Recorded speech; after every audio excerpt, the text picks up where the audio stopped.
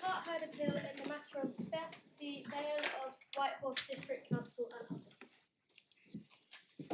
Yes, Good morning, my lords, my lady. So far as the Secretary of State is concerned, I will be doing the advocacy on issue 1, and Mr. Cornwall will be doing the advocacy on issue 2 and, if necessary, issue 3. And if the court is content, as part of issue 2, because it's relevant to that issue, Mr. Cornwall will be dealing with domestic legislation. okay. As long as somebody explains it.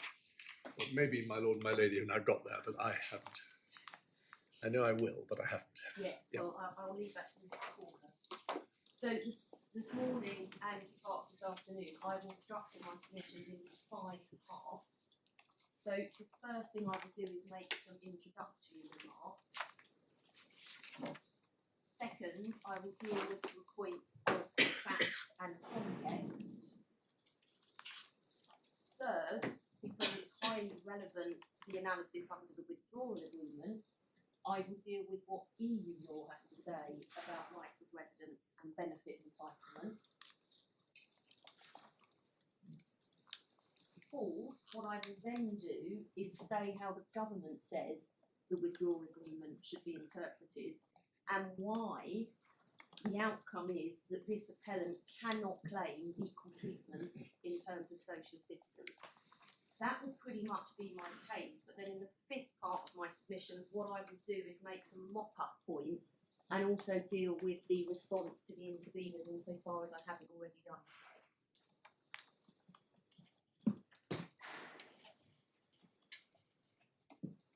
So turning then to introductory remarks, we say this, and I will take the court through all of this in more detail, but this is just to summarise our position. We say that the clear position under EU law is that a person is not entitled to equal treatment in terms of access to social assistance simply because they have been granted a domestic law right of residence in the form of pre-settled status. 1 second.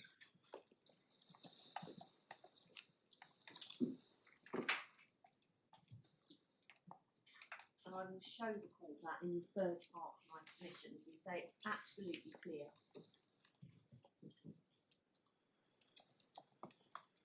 Now, Yeah, so that's where you'll deal with CG. yes, exactly. The position of the appellant and the interveners, we say, is striking.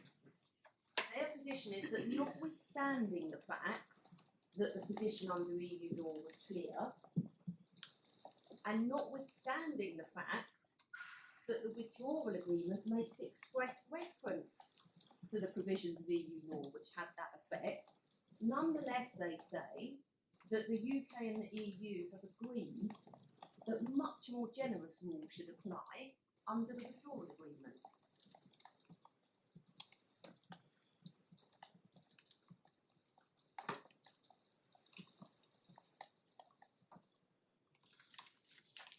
Now, we say that that is absolutely not what the Withdrawal Agreement says. And had it wanted to say that, it would have done so in very clear terms, given the position under EU law.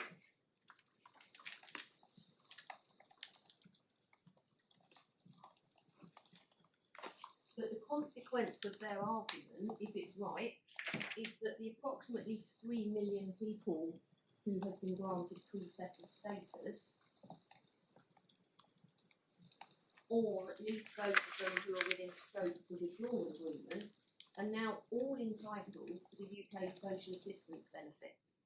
That's the consequence of the argument. Now, I accept if I'm wrong about the Withdrawal Agreement, that's the consequence, but it is the context in which the issue, it's the effect of their arguments.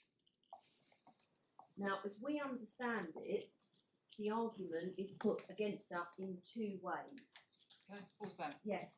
On the 3 million who've got PSS, in my head, I've got a sense that you have to, on the appellant's case, sort of divide those into 2 cohorts. The ones who've got PSS because they had a right to reside under the directive, and the ones who got PSS not having a right to reside. Yes, that's So it's right. not quite right to say, or notionally it's not that the 3 million will come suddenly to claim benefits. There are some who are legitimately entitled under withdrawal. Yes, and that's why I said at least those of them who are within scope of the withdrawal agreement, which captures your ladyship. Okay, that's another way. Yes, that's another way of putting it. Yeah, so sorry for not being clear, but yes. No, it that's- may be that I just struggle with that because the whole point of the case is what's in scope of the withdrawal agreement. Yes, and it yes, that's right.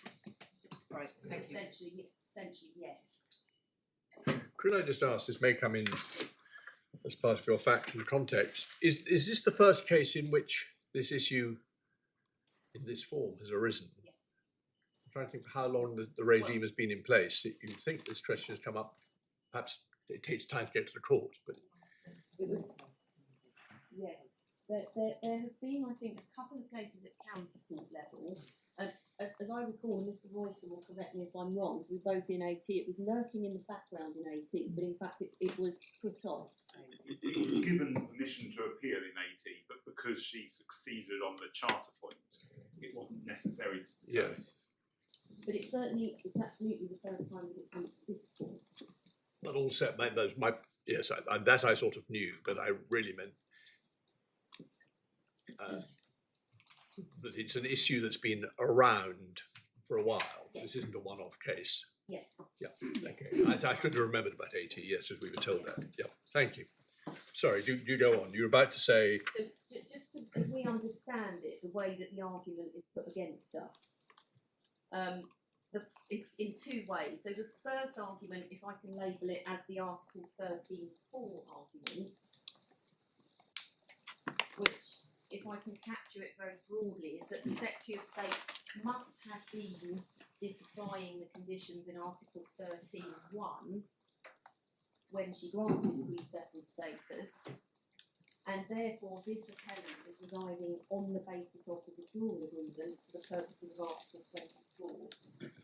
Yes, must have been disapplying 13.1, as it were, under 13.4. Yes. Yes. And the second argument is the Article 21 argument, which is essentially that anyone who once resided in the UK under EU law and who has been granted pre-settled status has a right of residence under Article 21 of the treaty. That is given effect by Article 13.1. And for that reason, the appellant is residing on the basis of the withdrawal agreement.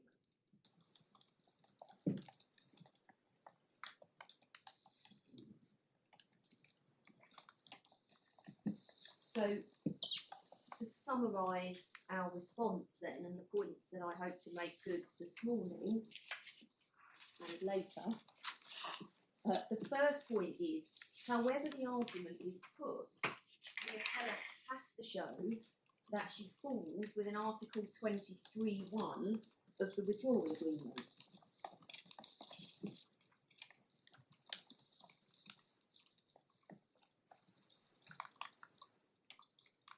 And that requires that she is residing on the basis of the withdrawal agreement. Now, it's important at that point not to be loose with language, because Article 23.1 of the withdrawal agreement chooses its language very carefully. It doesn't say under the withdrawal agreement, it doesn't say in accordance with the withdrawal agreement, it's chosen the words on the basis of the withdrawal agreement. And as I'm going to show the court, and the court had a taster yesterday, those words on the basis of have a very particular meaning in the EU acquis.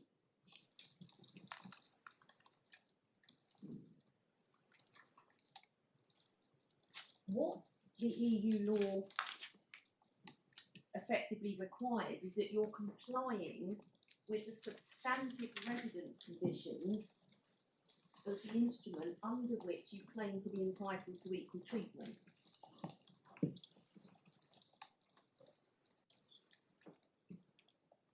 Yes, I had that phrase again. Yes. Requires that you be complying. With the substantive residence conditions of the instrument under which you could claim to be entitled to equal treatment.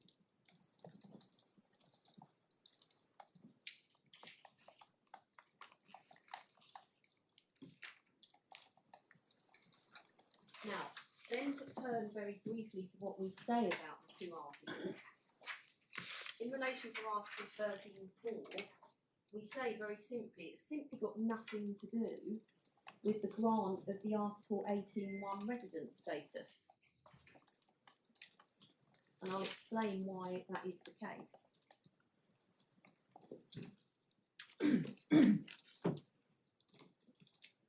Sorry, could you go over that again? Yes, so on the Article 13.4 argument, we say whatever Article 13.4 does, it doesn't have anything to do with the grant of residence status under Article 18.1, and I'll explain that there are two it might help to headline it now, perhaps, but there were two very different things under the withdrawal agreement. There's the grant of the Article 18.1 residence status, and it's helpful to see that as just a beneficiary status, or the way that I understand it, which usually makes everybody laugh at me, but it's the way my brain understands it. It's basically like a badge.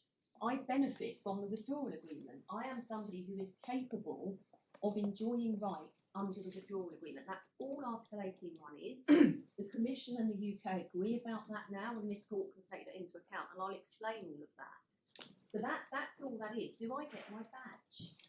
The next question, Article 13, is, and what do I get if I've got the badge? What are the rights that I enjoy? And those rights are conditional rights. What they vary depending. Exactly, they're precisely, so under EU law, if I go to France, I have right, if EU law still applied, and I went to France, so in 2019 I went to France, as an EU, my badge under EU law is I'm an EU citizen, so I benefit in principle from residence rights. So I go to France, but do I actually have a right of residence? Not the right to enjoy a right, but to actually be able to say to France, I've got a right to reside here, I need to be doing something.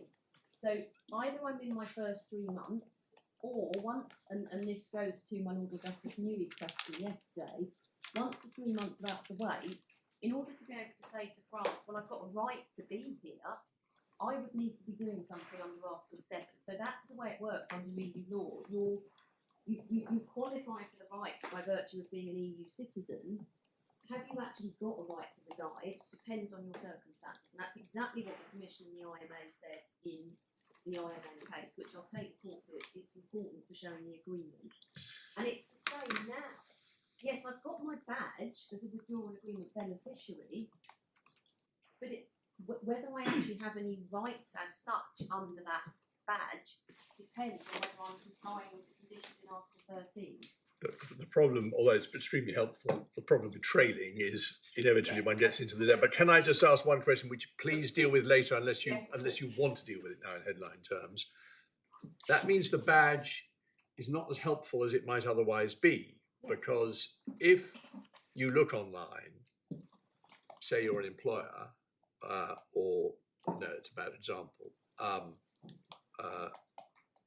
Anyway, an official person who wants to know whether someone is residing here, you look on, and all it will tell you is, well, maybe, maybe not. Yes. And you will then have to make your own inquiries as to whether they actually have, are looking for work, or are a student, or have been here for less than 3 months, or whatever it might be. Yes, so that always was the issue under EU law. That's been exactly the case for as long as we've been applying EU law, and there are many, many, many cases in the tribunal where there are arguments about that very thing, because that's exactly what employers had to do, and exactly what benefit paying departments had to do. They had to look to see what somebody was doing. Now, so far as immigration is concerned, that's why now the Secretary of State has done something different for immigration purposes and introduced the pre-settled status. So, under EU law, it's a declaratory system with the consequences that I've just identified. When the Secretary of State was looking at the withdrawal agreement, and these are many of the points that the Secretary of State made an argument in the IMA case, which ultimately were rejected. Similar points to being made by the appellants now, but the Secretary of State accepts are wrong. When it came to Brexit, the Secretary of State said, well, we don't really like people not knowing whether they've got the right to be here or not. We want some clarity. And for that reason, the Secretary of State decided to bring in the EU settlement scheme. So there isn't any doubt anymore about whether somebody enjoys leave and a right to work, because that comes from pre-settled status. What? So, go on. That's domestically. So let me rewind, because it's complicated. But effectively, under the withdrawal agreement, your Lordship is absolutely right. There is that uncertainty. Under the withdrawal agreement, the beneficiary status is no more than a badge. And the Secretary of State argued quite strongly in IMA, well, why would the withdrawal agreement have done that? It doesn't make any sense. And the court said, well, it does. There is a point. And the 3 million said, well, it does. There is a point. And the Commission said, it does. There is a point. So what the point your Lordship is making is a point about the withdrawal agreement and it being unsatisfactory or otherwise. But quite separate from the withdrawal agreement is that what is the position in domestic law? The position in domestic law is somebody absolutely knows what their immigration status is because they have their leave. What they don't know, by virtue of their leave, is whether they're entitled to social assistance. But in that sense, the position is as it always was. So is this a fair summary that the badge which we have introduced in this country tells you more than the withdrawal agreement badge, Yes. but not everything? So it tells you more in the sense that you have immigration status, so you can work, so you can reside, you can't be removed, but it doesn't tell you your equal treatment rights, No. effectively your rights to social assistance. No, because those are separate. And one of the points, and I'll come back to the 2 headline answers to the 2 arguments. But just since your Lordship has raised that point, one of the points I wanted to make in opening is that it's important not to conflate what are 2 different things. On the one hand, a person's immigration status, and on the other hand, their entitlement to benefits. Because it doesn't follow as a matter of principle that because a person has permission to remain in the UK, that they must therefore be entitled to benefits as well. And the way that that works in this context is that because EU nationals have rights under the withdrawal agreement, they're in a privileged position. The Secretary of State can't slap a no recourse to public funds condition on their leave because, as your ladyship identified in the question that I was asked, some of them will have rights. So if the Secretary of State were to give leave with a no recourse to public funds condition and the person were working, it just wouldn't work, because if they're working, they're entitled to benefits. So that's why the way that it's done for EU citizens is that your leave tells you about your immigration position, but to discover whether you're entitled to benefits, that is set out in benefits legislation. And the headline point I would make about that is that that's obviously permissible. The only reason it wouldn't be permissible is if the benefit rules themselves breach EU law of the withdrawal agreement, which is the point in this case. But it's important, and with respect to Mr. Cox, we say that he did start to either conflate or allied, and I forget the difference between the two. But he did conflate those 2 things. It doesn't follow because you've got an immigration status that you must have entitlement to benefits. One has to keep the 2 clear.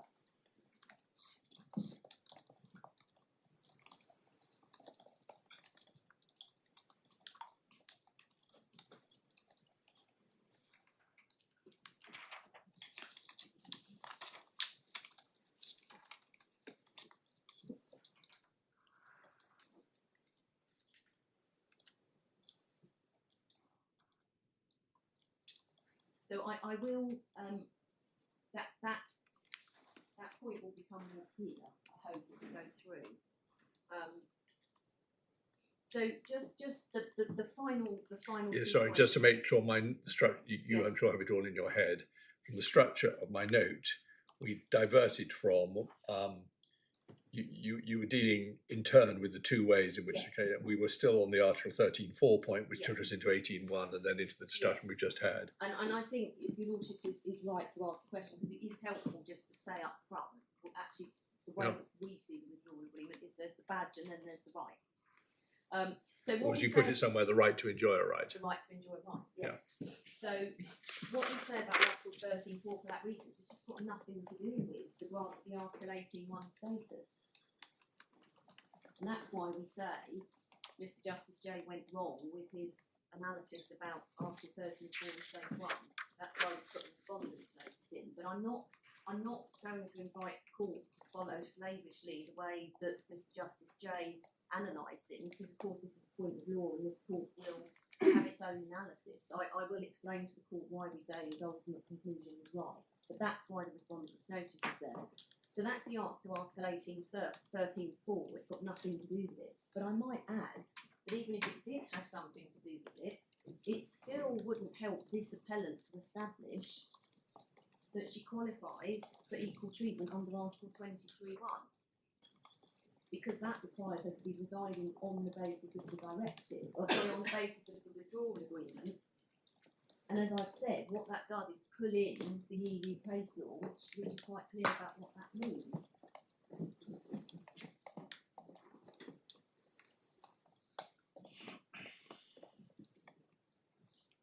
And then the short answer to Article 21 is that it is a very substantial misinterpretation both of CG and AT.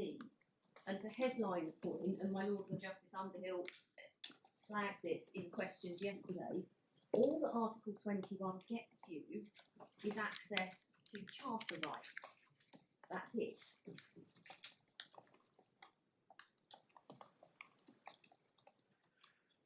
Neither of those cases decides that there is now an unconditional right of residence under Article 21 of the treaty, which means that a person who simply benefits from charter rights is also residing on the basis of the withdrawal agreement. It's the simple analysis, and the simple and now complex cases have no doubt about it because of the way that the CJU analyse things in the CG. But the simple analysis is whatever Article 21 right is preserved by Article 13, it does no more than get you access to charter rights. Whatever label you slap on it, that's all it does.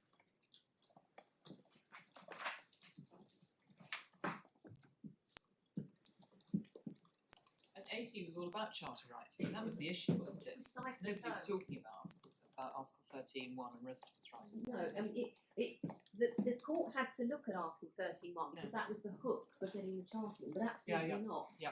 Your ladyship is quite right, because if that had been the case, then we wouldn't have needed all the complexity Quite. of the charter. You wouldn't have been looking at the charter, you'd have been looking at other things, wouldn't you? Exactly, and for the reasons that I'm submitting now, we say she was very well advised not to be advancing the arguments in this case, because we say it should fail, and it would fail because it's wrong. So that's my introductory section.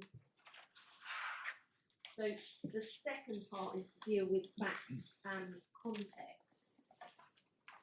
And I wanted here just to start with the appellant's grant of status, just to clear up some points from yesterday and to make some points about the context. So this is in the core supplementary bundle at page 193.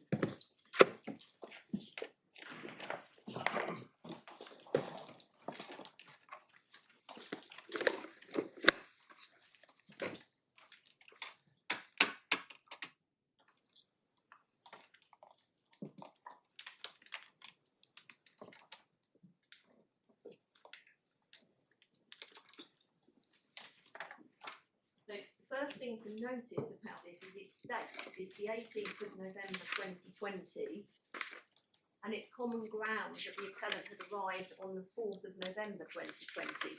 So at the point that she has given her leave under the EU settlement scheme, she is residing in accordance with EU law,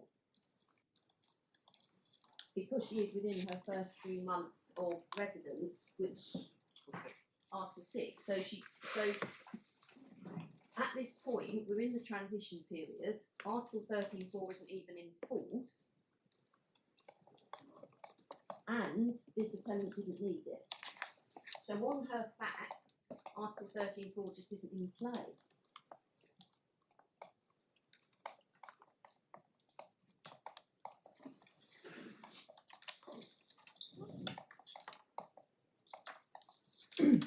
What?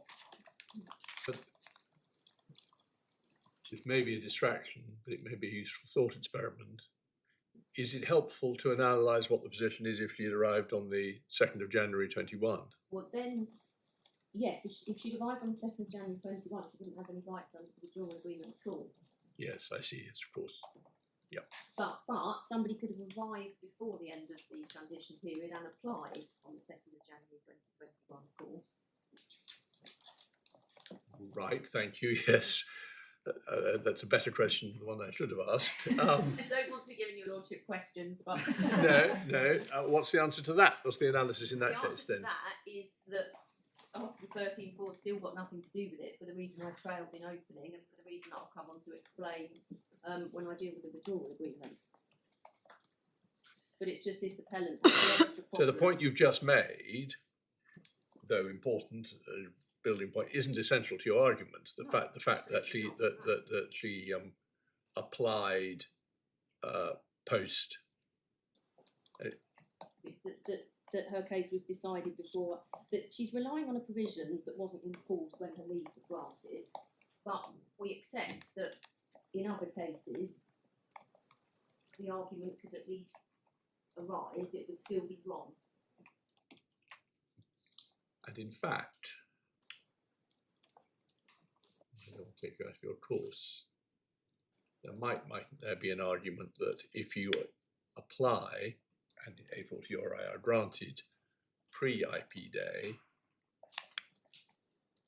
as a matter of law, the basis on which you are entitled changes post-IP day. Yes, that's right.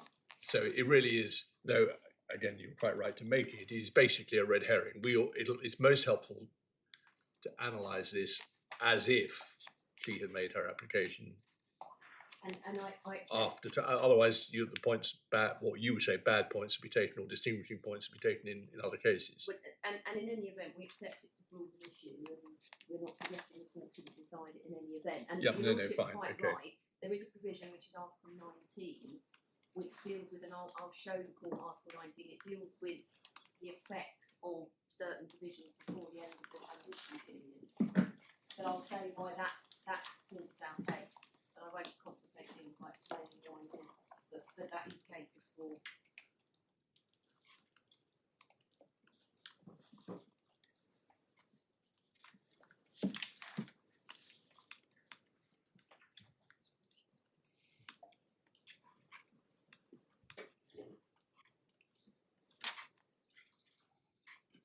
Okay, thank you. So the court asked yesterday, what is this? It's the written notification of leave for the purposes of section 4.1 of the Immigration Act 1971. And just for convenience, we've handed that up, but I don't necessarily need to show the court it, but that's why there has to be written notification. No, I think I would like to see it. Okay.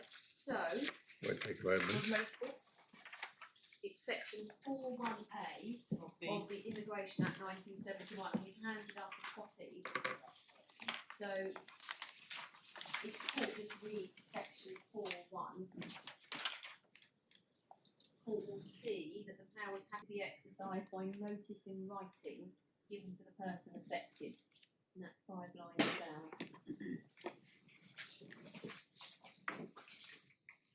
So the point I made to Mr. Cox yesterday, which he was a bit reluctant about, which is the grant?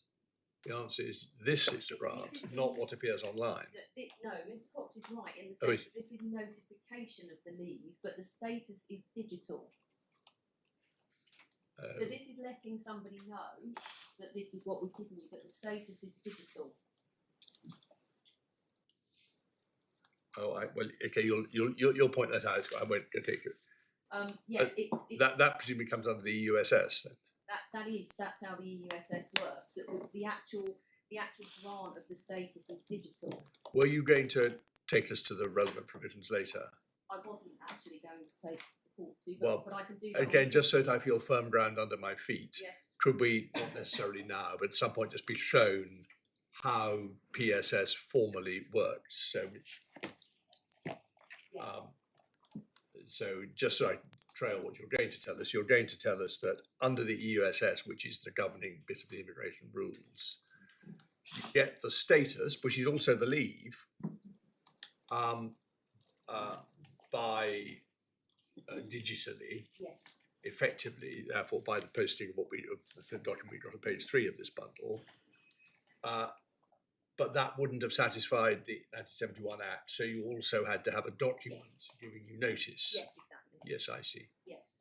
So, and the reason Okay. that it says this is not proof of status is because somebody with better computer skills than me could simply knock up one of these letters and turn up and say they have leave. So the way that employers and others check whether somebody has leave is to get into the Home Office system. And that is then a definitive record of what the person's immigration status actually is.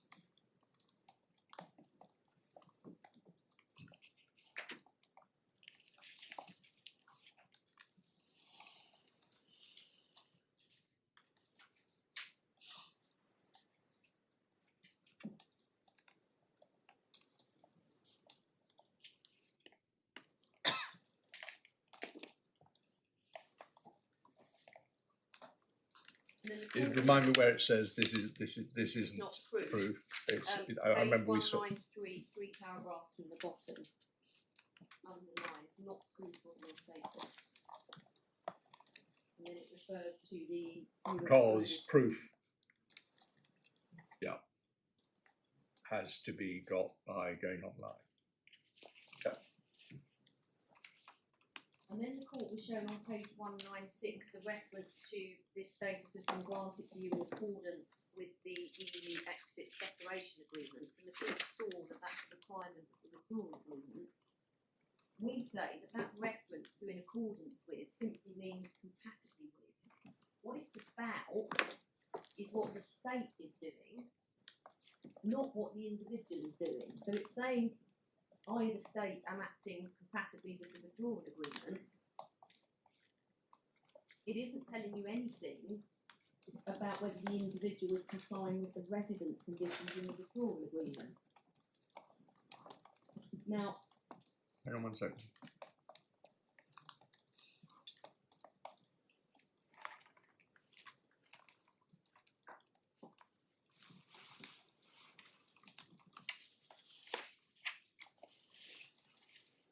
Yes. Okay. but I hope that will become more clear when I deal with the withdrawal agreement. And then just to take the court back to the paragraph on page 197 about benefit entitlements.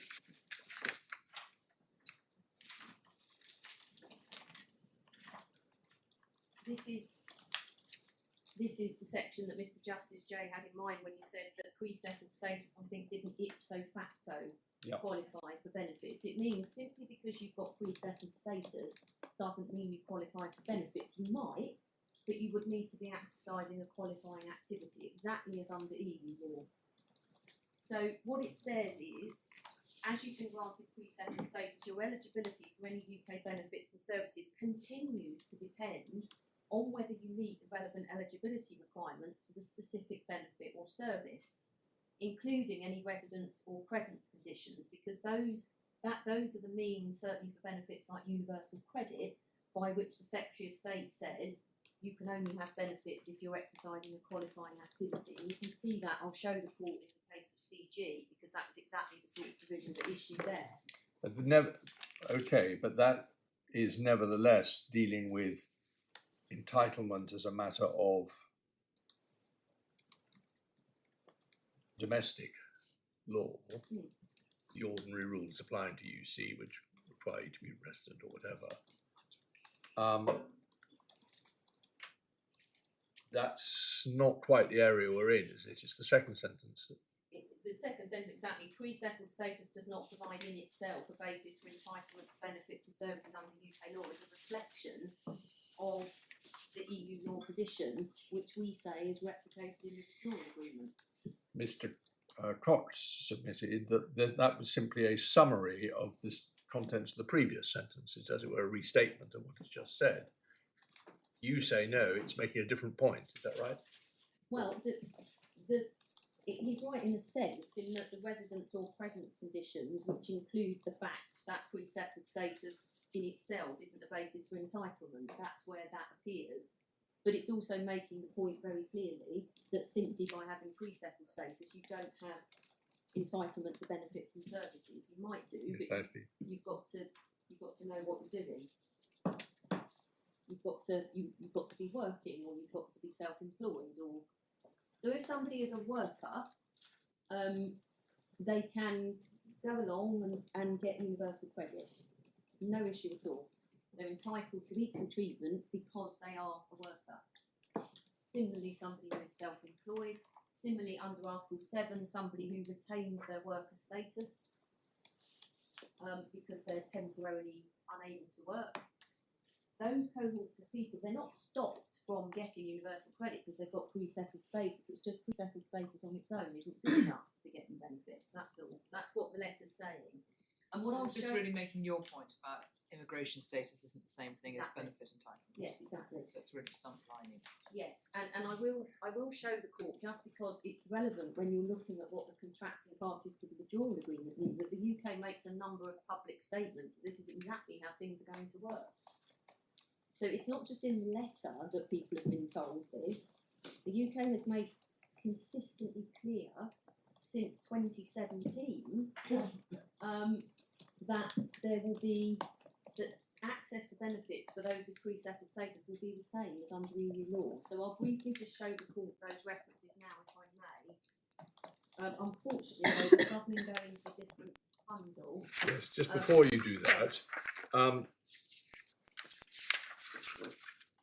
it's pretty clear, I think, that the annex, important information, goes with all grants of pre-settled status. Yes. It's not, it doesn't depend on the basis on which you've got pre-settled No. status. Is the same also true about the core letter? It doesn't. She actually got this, possibly untypically, I don't know, but on the basis of being an Article 6 resident. But it would look just the same Yes. if she'd been an Article 7 resident. Yes, because that's not assessed.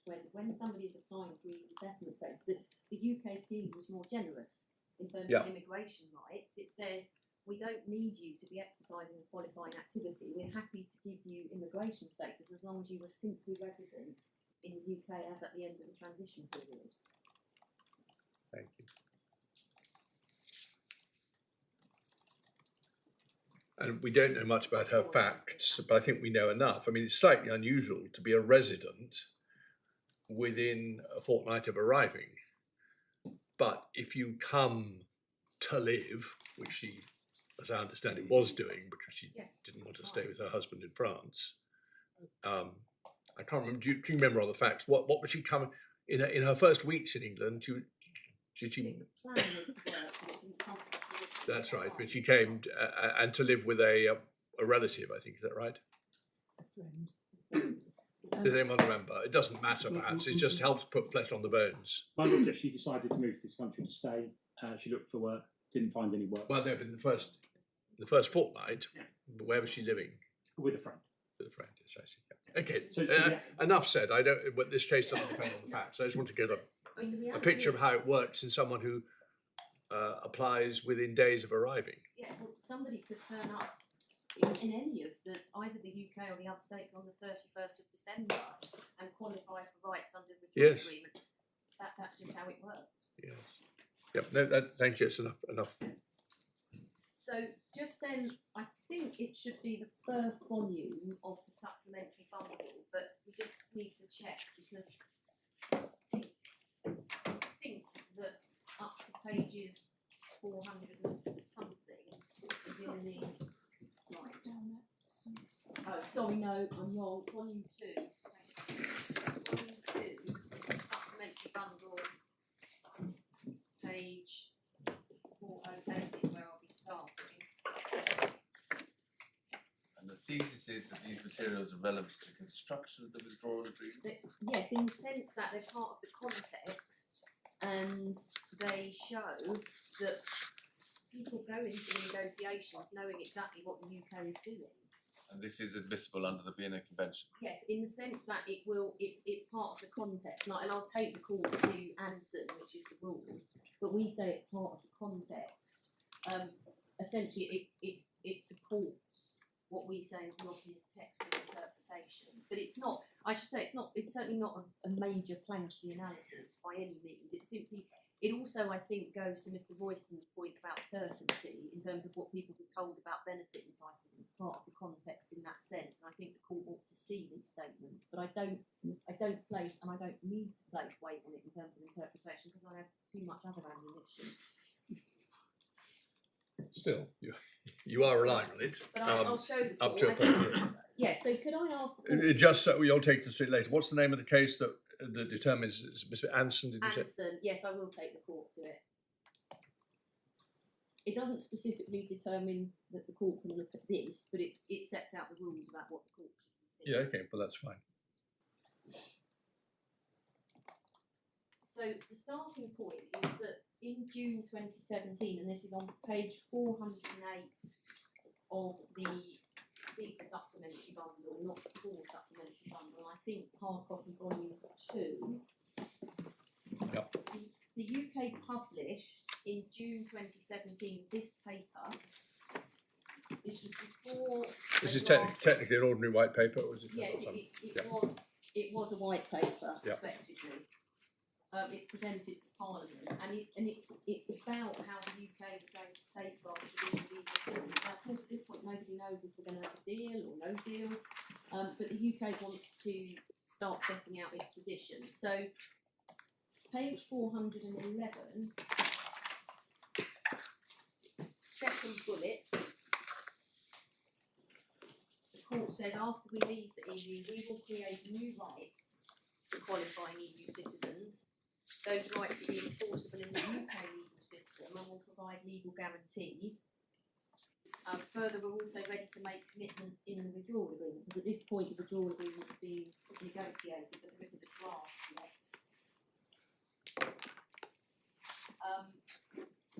And then the fourth bullet starts to indicate that the UK is going to be more generous, but the position isn't fully fleshed out at this point. So the fourth bullet says the application process will be a separate legal scheme. Fifth bullet.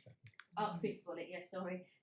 Accordingly, we'll tailor the eligibility criteria so that, for example, we no longer require evidence that economically inactive EU citizens have previously held comprehensive citizenship. So that's the beginning of we're going to be more generous. Page 402, paragraph 7, second bullet. Sorry. Page 412.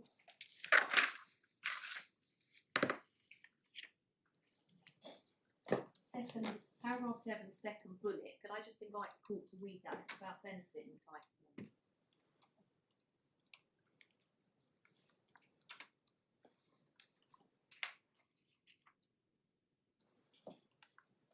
Yeah. So that's saying it's carrying on as it is now. Once you get settled status, you can have benefits, but not until then, unless you're exercising a qualifying activity. Yeah. Now, in It's fact, essentially the bit after the dash. yes. It's actually Something's gone wrong with the punctuation, but yes, I've got it. under Yep. EU law, to get permanent residence and equal access to benefits, you had to show 5 years of qualifying activities. So it was harder. Now, under the EU settlement scheme, you get access to benefits. You get settled status. By virtue of simple residence. So all that an EU citizen needs to do now to get equal treatment in terms of benefit entitlement is reside for 5 years. It's different. Well, different from what appears here. No, it's different from under EU EU law. Oh, I see, yes, yes. EU law, you have to be continuously economically active. Absolutely, Yes. yes. And then finally, could I just ask the court to look at page 420? There is a bigger chunk on benefits access. I'm happy for the court to read that now if that's convenient, or simply to flag it, but there it is. It's page 420 to 421 under benefits access in the UK, under the colourful table. Well, shall we just cast our eyes over it?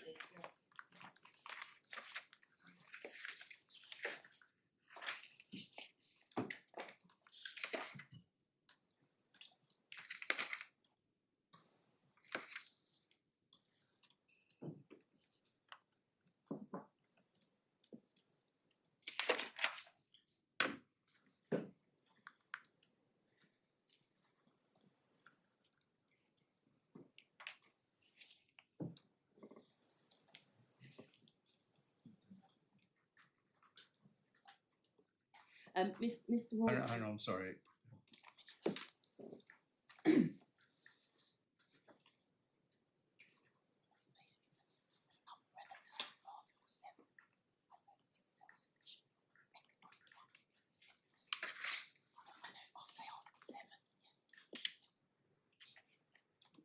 Yes, thank you.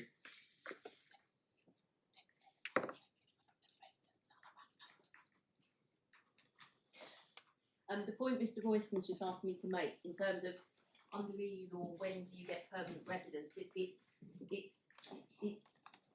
whenever you're complying with Article 7 of the directive, and the authority for that is Bukowski, which I'll be showing the court. So you might not be economically inactive in the sense of working, you might be self-sufficient. Yes, But- I understood that. Yes, You yes, threw the yes. that as a shorthand. Would it be possible to go to 45? I'm asked to direct the court to 45. So 2-5. 45. 45. That's about healthcare, education and social housing.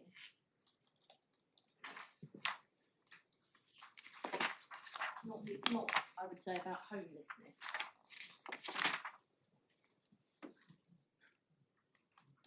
Yes, and it's talking about continuing entitlements that you have already. So, for example, workers are entitled to social housing.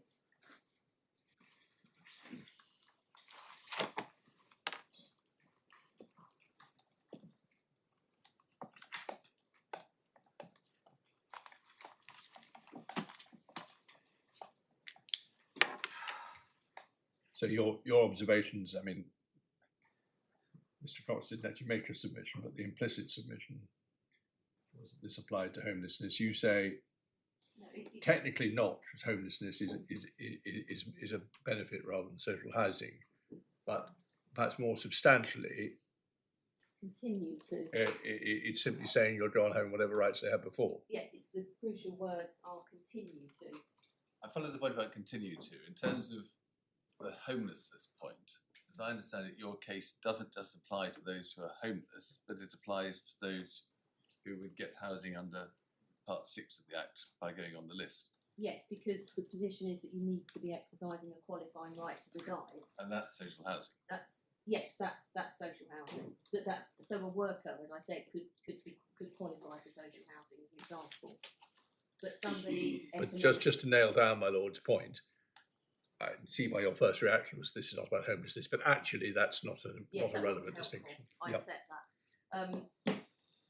But I will say that there are a lot of cases under EU law about whether or not people were entitled to housing assistance who were not exercising qualifying activity, and the nub of it is that they weren't under EU law. So that the words continue to are important there, and if it would help, I'm sure we can find the cases, but that is the position, it's the same rules, because it's still social assistance. I think So it's still. it's probably not controversial. I think it would be helpful for us just to have the name of a lead case that establishes that.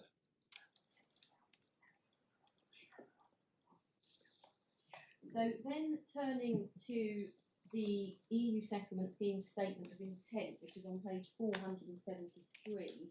This is published in June 2018. Sorry, I've forgotten that. Give me the page number again. 473. 473. And two paragraphs I want to ask the court to read. Paragraph 2.3. Sorry, just give me a second to catch up. Sorry.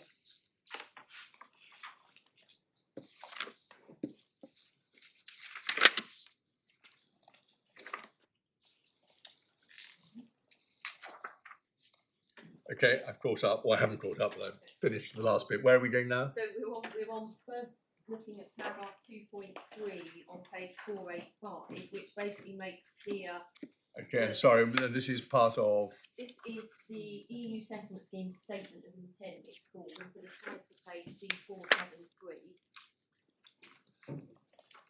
Thank you. Sorry to hold everyone up.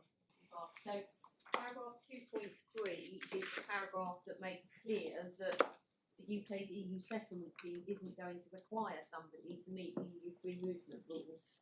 So that's effectively the more generous domestic scheme. Yeah. And then paragraph 7.5 on page 506 deals with benefits. Again, can I just invite the court to read that? Sorry, page again. 506, 506. para 7.5. Yes. Oh, and also Mr. Cox is saying please read paragraph 7.2.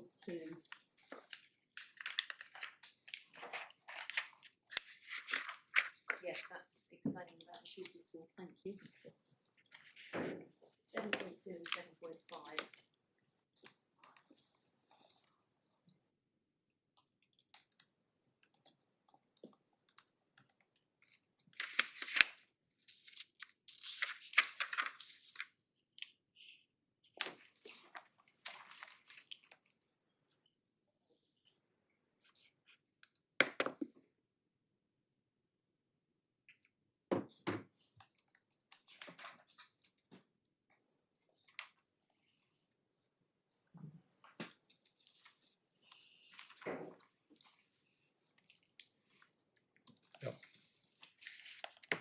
Now, in the chronology, this was July 2018. The withdrawal agreement was agreed in October 2019.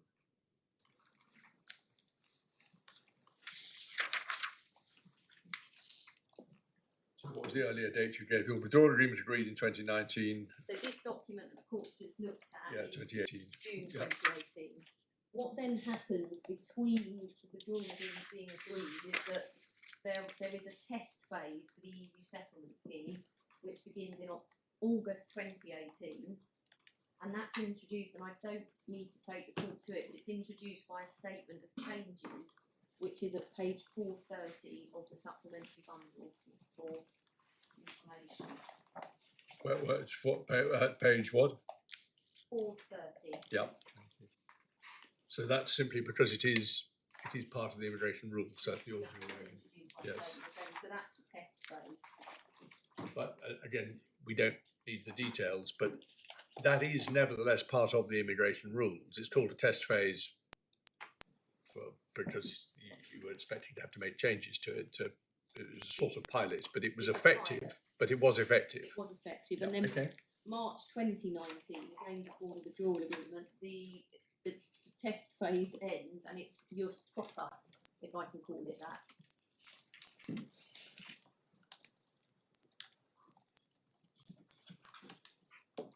So all prior to the withdrawal agreement. Prior to the withdrawal agreement. Just for completeness, the court has a witness statement from MHCLG, and I don't need to ask the court to turn it up, but it's at the core supplementary bundle at tab 5, and that details some other examples of what was said about benefits at page 150 of that statement. But I've given the court a flavour, I won't take up more time with that now. And without being too technical about it, and clearly no one's taking any objection, these witness statements were only in fact produced for the appeal. Is that right? That's right. Can I turn my back because I didn't appear below? Yes, They were produced for the appeal, and I think the thinking was that they would be, the reason why Lord Justice Lewison gave permission was they would be relevant exactly. to justification. Yes, that's right. Your, I'm not taking any point on this, I don't think anybody else is, but you're now saying these are helpful on round one. Could, even though they weren't, have been before Mr. Justice J. Yes, I mean, what will often happen in these cases is these raw documents, and there are a number of court of appeal cases which have looked at these documents where there wasn't witness evidence as such, because they're published documents, they often just appear in an authority possible, except the witness evidence, that's right. And I mean, in a sense, part of what I'm doing is making part of the case on justification, I suppose, because even if it's completely irrelevant to ground one, it's part of the picture, and we say relevant to justification. Well, all right, all right, but I'm just taking the technicalities, Absolutely, right? yes, Ms. you're Just Jay quite didn't right. see this material, but you say it's relevant to ground one Yes, and the same applies. in the slightly secondary way that you introduced this section. And I think the same applies, in fact, to Mr. Royston's witness evidence for 3 million. Yes, well, that's true. Although that was again that was more on the point about that was on the point about whether there should be a reference. Yes, which is ground one. Yes. Okay. Fair enough. And so, but you were just about to give us the references, but not take us to the paragraphs. It's Mr. Fraser's witness statement, isn't it? It is, yes. Yeah. It's page 150 of the core supplementary binding. And the paragraphs? One moment.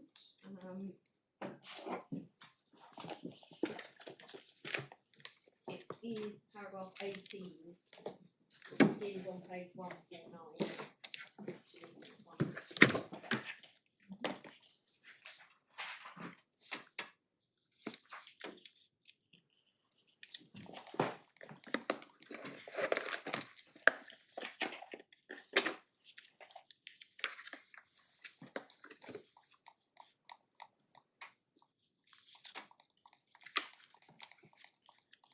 Sorry, which paragraphs?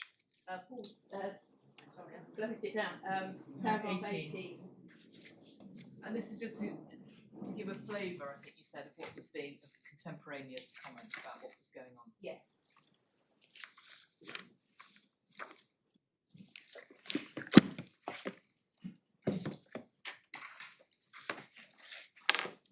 Sorry, I was looking at the wrong bundle.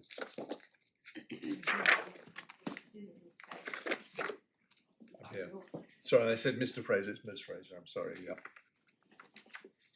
I'm there at last. Yeah, thank you very much. Okay. So that then takes me to the third part of my submission, which is to deal with the position on benefit entitlement under EU law. Just to be clear, you're going to take us to answer, so we can see that this material is actually admissible. Would your lordship like me to do that now? No, if you're coming to it later, I that's will come fine. to that, but I will do it now. Well, okay, I'm just in a. All right, I think it's more neater to have it now because it's on the Absolutely. admissibility of these documents, if Yes, you don't mind. absolutely. It's in our So- mind. Tab. It is tab 50. It will be in the final authority fund. It's tab 52, volume 3. Case begins at 1710. And the relevant page is 1725. Could I just invite the court to read paragraphs 55 and 56?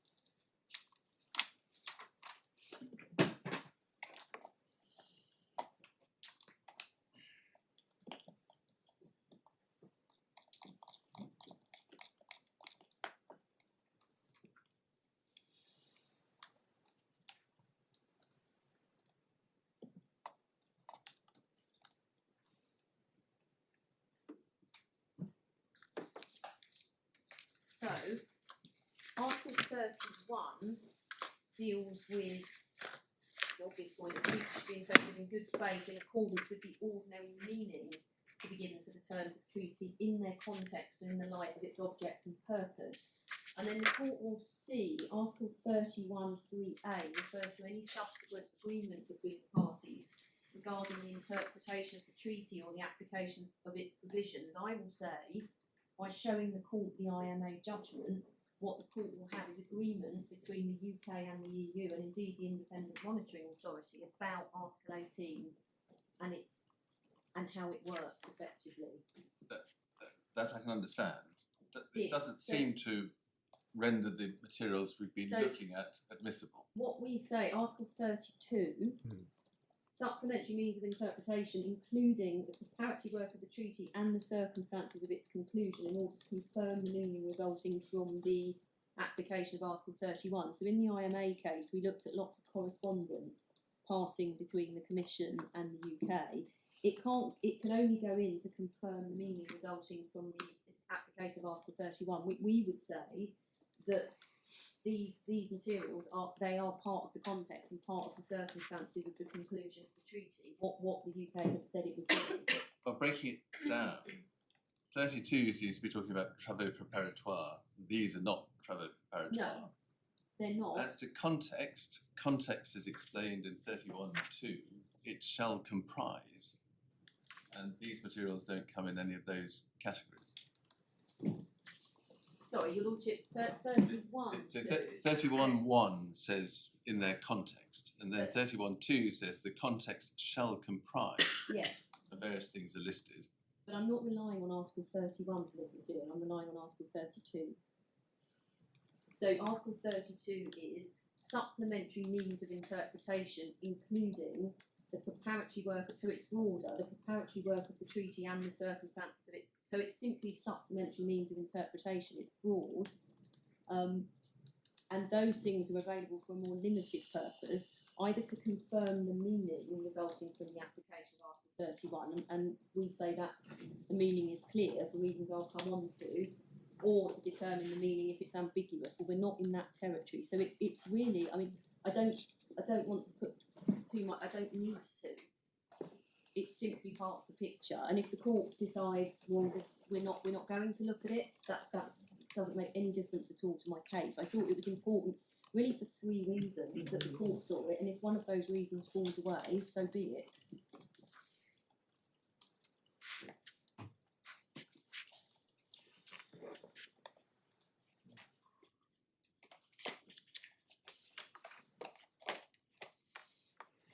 Thank you. So But that's, Anson may be relevant again when we're looking at the IMA, yes, exactly. because- but now we've seen it, see what it says. yes, We won't have to I- go back to it. Thank you, that's very helpful.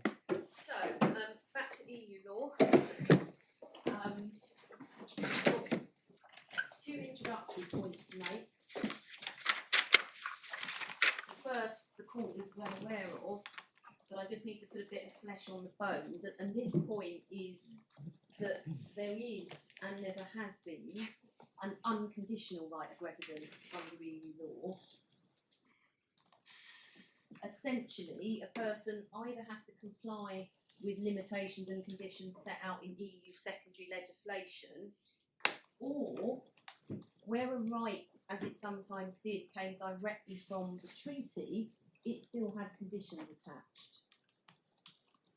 So, to give the court an example of a right under EU law, a residence right which came from the treaty, it's what's often called the Surinder Singh right, which means when EU law applied, if I had gone to work in France and met my husband in France and then came back to the UK, I would be able to assert treaty rights as against the UK in order for my husband to have a right of residence, and that right comes directly from the treaty.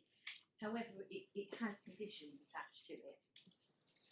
So what there isn't is, I'm an EU citizen, I'm going to stay in France for as long as I like, thank you very much, without doing anything. That's And is Zambrano a red herring, or would that be another example of something directly from the it treaty? is. Now Zambrano's gone because Zambrano comes from Article 20, which is union citizenship rights, and those are not preserved by the withdrawal agreement. Yes, I see.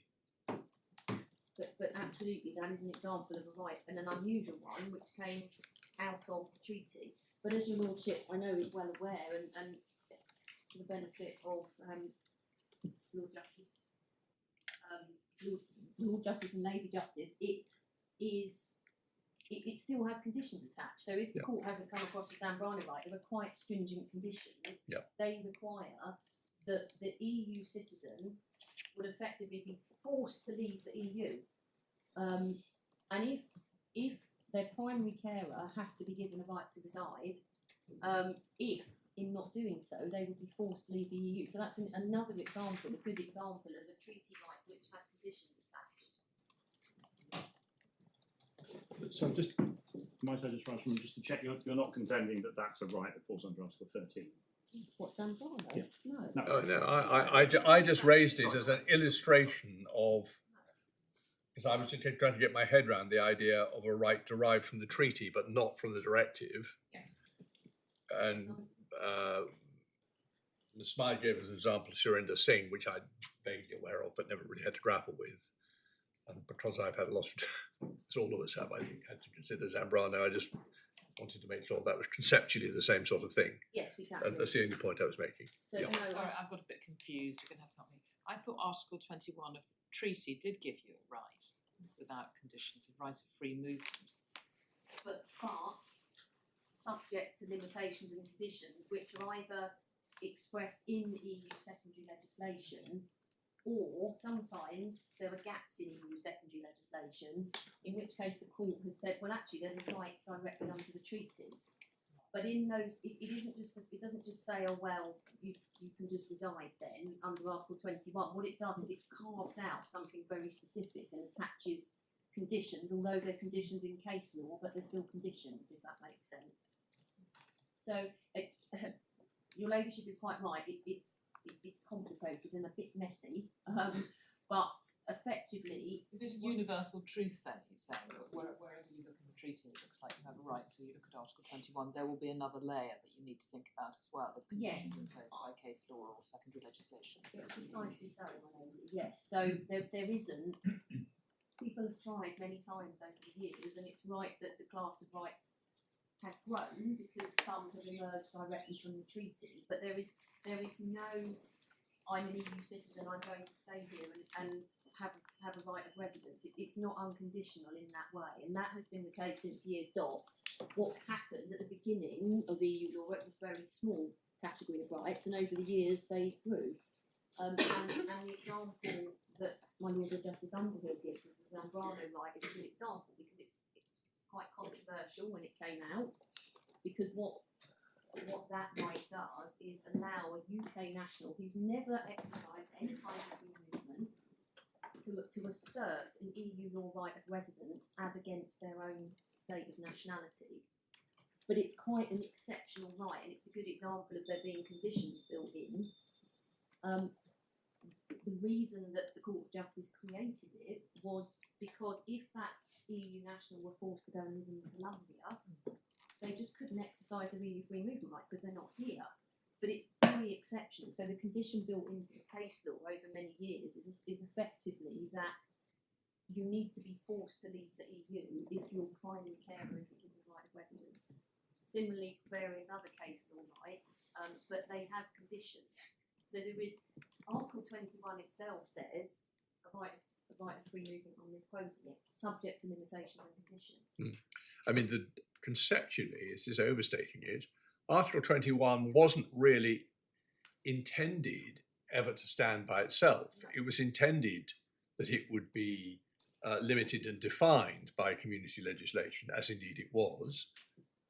However, what has happened is it's turned out that the community legislation, namely the directive, was not entirely comprehensive. There were cases that fell clearly within the policy intention of Article 21, which weren't covered by the legislation. But they're always, by their nature, exceptional. And your point is conditional. But Yes. but I'm just trying to get the concept around my head. The legislators, the treaty makers, never intended Article 21 to be all there ever was. They intended that, at least in the typical cases, it would be covered by much more definite specific legislation. And that's true about many of the other articles of the Yes. treaty. And it is, and as my Lady Justice Whipple says, when it does come up with rights directly from the treaties, they still have conditions built into them by their very nature, because there isn't that free floating right of residence. So, for example, if we take the Surinder Singh right, and I said that's me going to France and meeting my husband there, the reason that right is there is because otherwise I would be dissuaded from going and working in France, because I would think, well, if I meet a husband there, I want to bring him back with me. So that's why the conditionality in that right exists, because it reflects the very reason that the right was born in the first place. Does that make sense? What's the condition on the surrendering right? How would you characterise the condition that You- attaches? It started off being a right for going and work. You had to go and work in the other member state. It's since been extended by a case called O, which means you simply have to go and exercise some sort of qualifying activity in the other state. But the right we're talking about is the right of the husband to come back with you. It's the right of the EU national to bring the husband back with them. So Oh, all right, but But same it's difference. important. That's All right, that in okay. a sense. That's I'm sorry to be techie, but that's important in a sense. Because the right is the right of the EU citizen. well, I see that, of course. But nevertheless, at the moment, the husband presents himself at. But if the husband's French, he's fine. As Miss Ward is pointing out, Paul's husband's fine. If he's French, he's an EU citizen. It would be if I met a Colombian husband in France, Quite. which I did not. I thought there might be an interesting story there. I've met her husband. I'm sure he's not watching this on live stream, but just to be clear. So, to give an example of a right in secondary legislation, yesterday Mr. Cox mentioned the Ibrahim and Teixeira right. That in fact flows from legislation. It's Regulation 492/2011, and those rights are preserved by the Withdrawal Agreement. So, what the Ibrahim and Teixeira right is, and again another example of conditionality, not in the directive, we don't But in but in oh, is- legislation, yes. as flesh put on the bones by the court, Ibrahim and Teixeira is if you go and work in another member state and you put your child in education and then you stop working, nonetheless, you and your child have a right of residence until the child completes education. And that right, unlike the directive right, and this is my point about, in fact, rights are sui generis, that right carries with it, even if you stop working, a right to social assistance. And that is preserved by the withdrawal agreement, and I can show the court the provision. There is a case in the bundle, I don't want to trouble the court with it, but it shouldn't be thought that the only rights in secondary legislation in the directive, they're not. The case in the bundle is at tab 12, and that's a case that basically says, and it's not controversial from our perspective, if you're qualifying under the regulation that I've just mentioned, you can still get social assistance even if you're not complying with the conditions in the directive, and that is because there is a very specific equal treatment provision in that regulation. So what I think the court is seeing is that it's complex, and over the years both the legislature and the court has crafted very careful rules about the circumstances in which someone can be entitled to social assistance in another member state.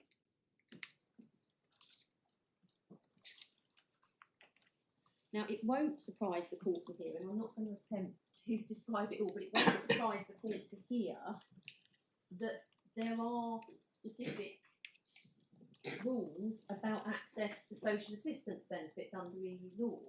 Because as the court will see in the case law I'm going to show, member states have been concerned to protect their social assistance systems. What is social assistance? I'm not going to be technical here, I'm going to be very broad brush, but effectively in this country it's benefits like income support, homelessness assistance, universal credit, which are generally, and please nobody stand up and shout at me because this is very technical, but they're generally means tested benefits which are funded by taxation. So no surprise then that the member states over the years should have said, well, fine, but we're not every EU citizen who comes to our state can have social assistance benefits. Now, there are separate rules about different types of benefits, things like pensions, but the court isn't concerned with those. Those are controlled differently. Now, the rule that we're concerned with under EU law is Article 24 of the directive. And the law is clear that a person can only claim equal treatment with nationals of a host state if their residence complies with the conditions in the directive. And I'm going to take the court to four authorities on that point. So the point is that there has never been a situation where a person is entitled to benefits simply because they're an EU citizen or because they have leave under domestic law.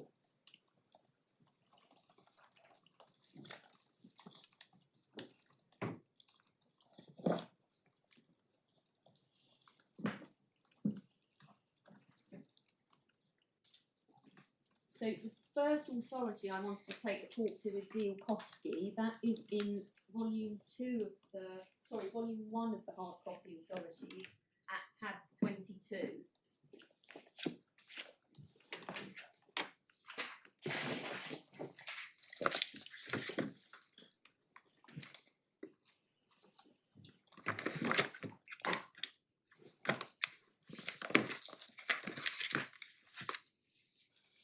So the facts we can see from page 719. So Zielkowski were Polish nationals who've lived in Germany since the late 1980s, but they've been doing so under domestic law. And they then applied for permanent residence under EU law, and the question was, could they get... Sorry, hang on one second. You say they've been doing so under domestic law. It doesn't say that, does it? Well, it will say that. No, no, that's shortly. fine. No, Yes. I just wanted to make sure I hadn't missed something or was It reading the will, right no. place. It will say that. Yeah. Because that's basically what the case is about. Okay, thank you. So if it helps to have chapter and verse, a paragraph 2 of the Advocate General's opinion points out that they've been granted rights of residence for humanitarian reasons.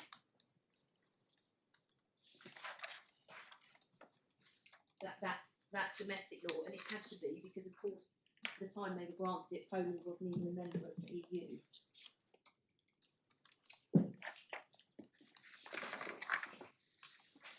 So the court saw yesterday that Article 16 of the directive says you can have a right of permanent residence if you have resided legally in the host member state. And the question here, or the question we're concerned with, is had they resided legally simply because they had been granted a domestic law right of residence? The Advocate General said yes.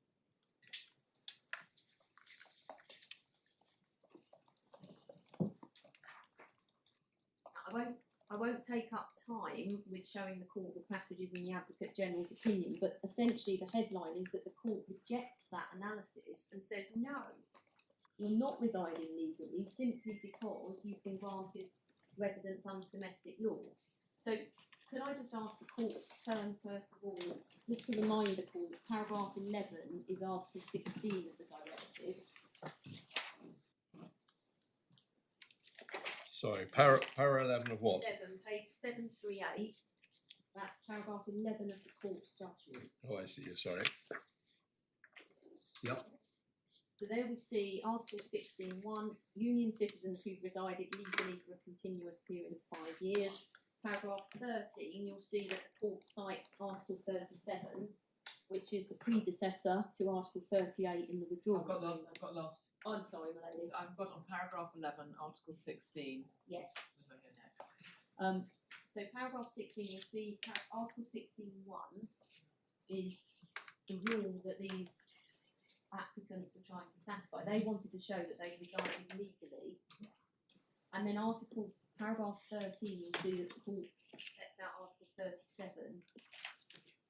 And that's just so that you can see what it says.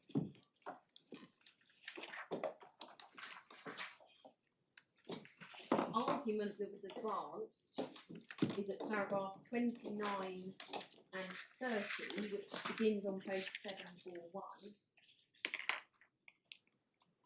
You can see there what the applicants are arguing. I just ask the court to read paragraph 29 and then read paragraph 30.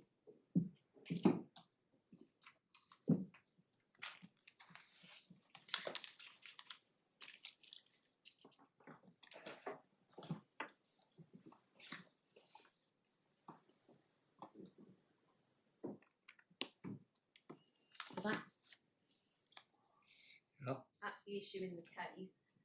just for the court's note, the court's already very familiar with this, at 38 to 41, the court sets out the scheme of residence rights under the directive.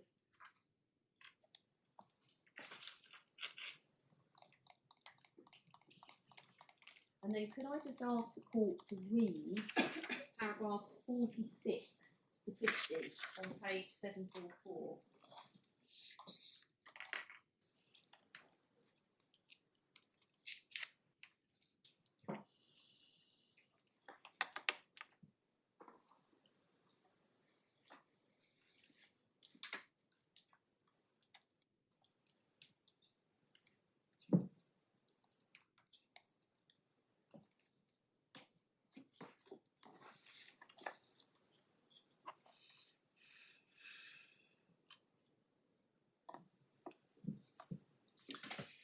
Yes. So to answer a question that came up yesterday when the court said what's the authority that says what does legal residence mean, it's this one at paragraphs 46 to 47. And then importantly for this case, paragraphs 48 to 50 are dealing with Article 37. Yeah. So two core points that I take from paragraphs 48 to 50. First is that Article 37 of the directive doesn't mean that if a state makes more generous domestic provision, that is somehow incorporated into EU law. And that obviously makes sense because they're two different systems of law, and a member state can't unilaterally change the content of EU law.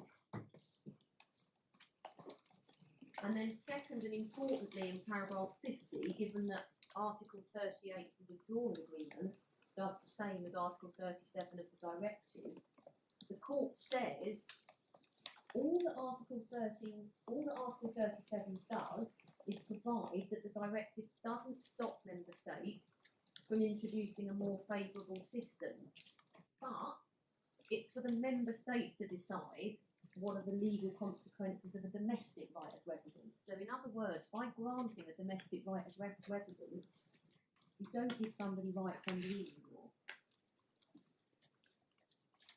Now that case was decided in December 2011. That is established law at the time the withdrawal agreement was agreed. And it's that the conclusions are sucked up into CG, but it's important that the court sees this because it's the source. So that's Ilkovsky. And then Dano, which is at tab 18 in the first authorities bundle. That's right, because the authorities do.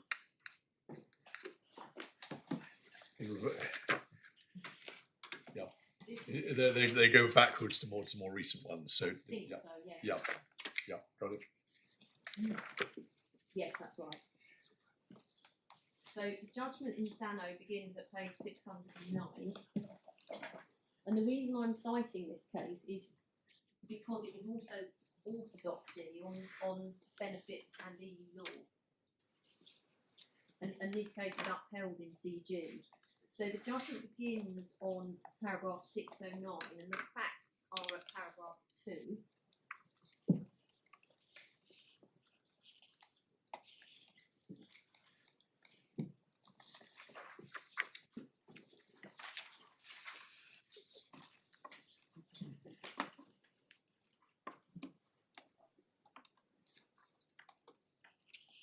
Romania by this time was in the EU, yeah.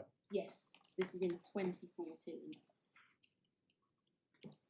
Could I just ask the court to read and flag, because it's orthodoxy on Article 24(1) of the directive, paragraphs 68 and 69 on page 624.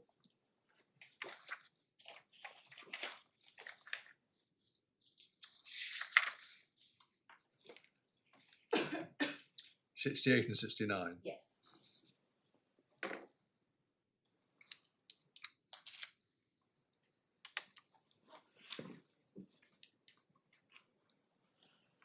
Yep. For the court's note, but we don't need to go there. The court says pretty much the same thing in paragraph 73 to 74. then at paragraph 77, the court says this: as the Advocate General has observed, any unequal treatment between Union citizens who've made use of their freedom of movement and residence and nationals of the host member state with regard to the grant of social benefits is an inevitable consequence of the directive. Because what the directive requires is a person to have sufficient resources, and there's a concern not to create a burden on the social assistance system of the member states. And then 82 simply restates the conclusion.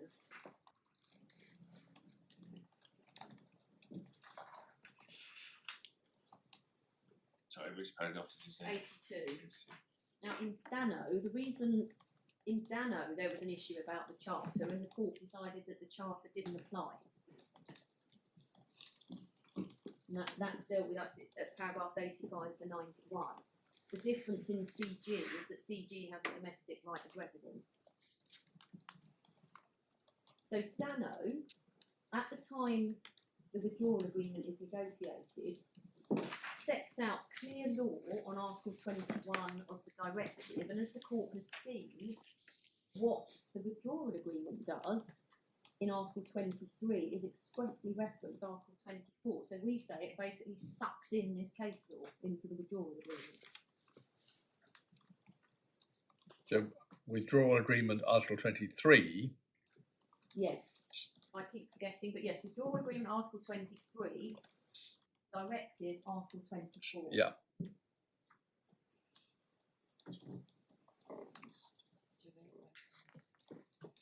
You say when I read in Article 23 of the withdrawal agreement, introductory words in accordance with Article 24 of the CRD. Yeah. That is shorthand for bringing in Dano and all this. That's what you Yes. say. That's the And, written. and I'll make that point when I come on to the withdrawal agreement, but essentially what the withdrawal agreement does is say when this agreement refers to concepts or provisions of EU law, they have to be interpreted and applied in accordance with EU law and with the case law of the ECJ. Well, this refers to Article 24, and this is the case law of the ECJ.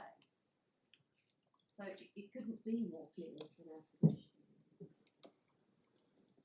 So that's Dano.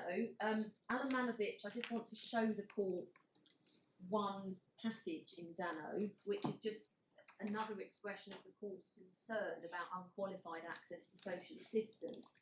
Could I just ask the court, Dano repeats, sorry, Alamanovich, so tab 17, volume 1.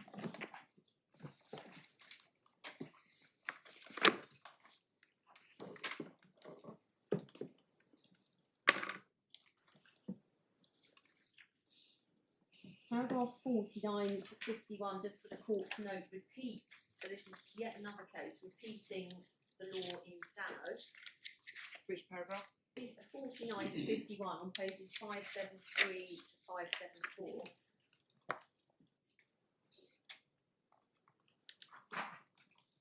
So this case is decided in September 2015.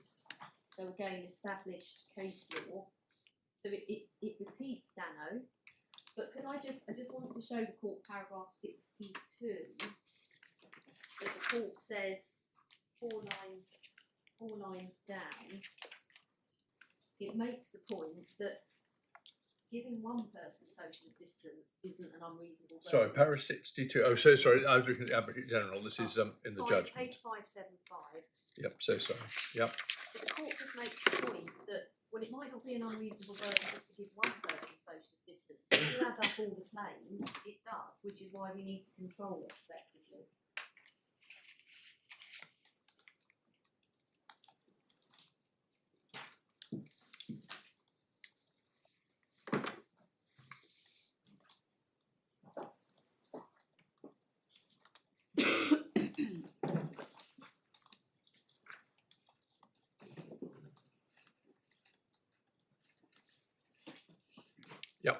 Final case in this section, CG, which is obviously an important one because quite heavy reliance is placed on it by the other side. So that's in tab 11 of volume 1.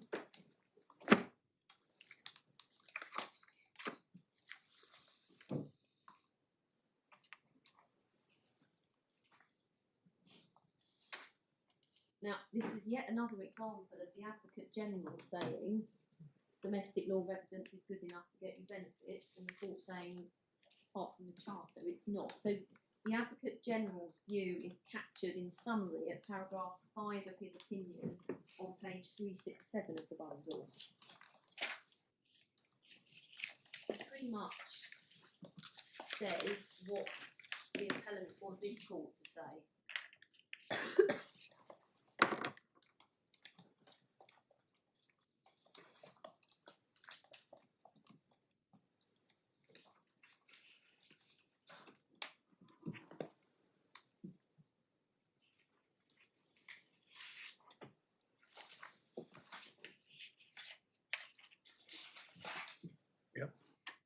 I won't take up time with it, but for the court to note, his analysis at paragraph 70 to 82 basically Of this is say- of the Advocate General. of the Advocate General. Yeah. The reason I'm mentioning it is the court rejects it. What he basically says is, if you have a right of residence under domestic law, you are entitled to equal treatment under Article 24 of the directive, which is exactly what this appellant invites this court to decide. Save that we're in the context of the withdrawal agreement, which we say makes no material difference because it brings this case law into it. So that's what the Advocate General has to say. So then going to the judgment, which begins at page 391.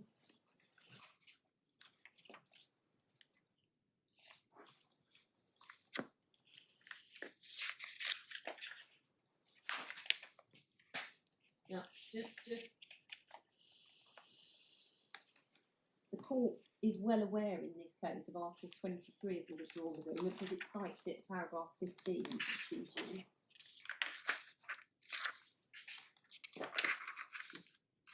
And then what the court does at paragraph 27 to 29 is, and it's helpful just to understand how it works in general terms, it considers the UK scheme. So if the court looks at paragraph 27 to 28, the court looks at the immigration rules, which is the EU settlement scheme, and this is my point about there being a difference between immigration and benefits.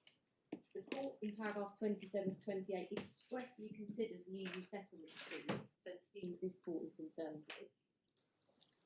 And then what it does at paragraph 29, just paragraph 29, is look at the benefit rules.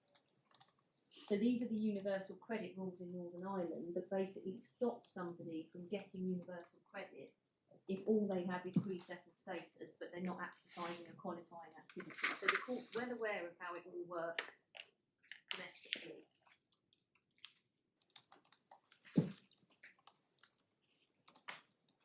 Yeah, so just to see how it's done, It's complicated, but how it's done, if your lordship looks at, first of all, at the end of 397, essentially not in Northern Ireland, in England and Wales, it's primary legislation which says there's a condition to be in the UK, I think it is, Yeah. I may have that wrong. And then that's spelt out in secondary legislation. I mean, it says So it's habitual UC, residents, yeah, not habitually resident unless they have a right to reside, and then the right to reside is elaborately defined, but in ways that exclude. mean you have to be here exercising Yes, Article 7 yes. rights. Yes. Now, the housing legislation doesn't quite work in the same way, but this is the way it works. It's okay, but Right. as you say, it doesn't matter, but just so that I understand. Yep. So we see at paragraph 31 that CG was granted the EU settlement scheme leave, and the court knows exactly what that is because it's just said so, and it was well aware that the rules were more generous. And then in paragraph 37, the court recalls that CG is arguing that there is unjustified discrimination.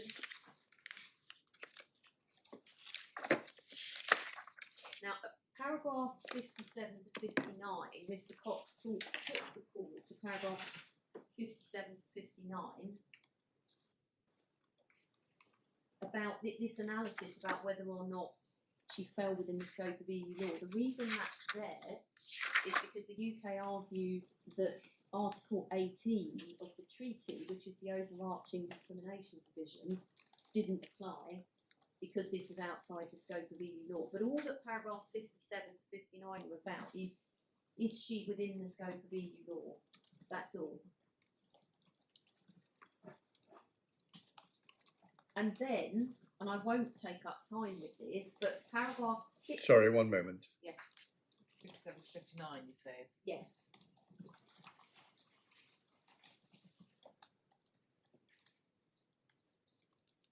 So the reason that there's a scope question there is because the UK said she's outside the scope Yep, for got it. purposes of Article 18. Yep. And then, effectively, paragraph 60 to 83 repeat the analysis in Dano. Sorry, which paragraphs? 60 Yep. to 83.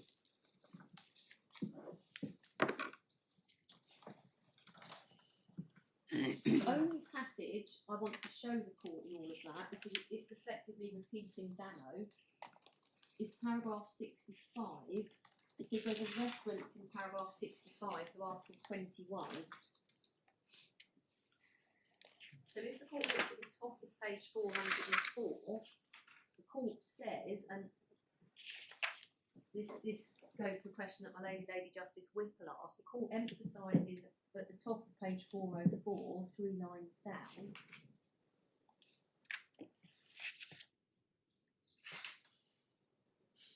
Let me just read the whole paragraph.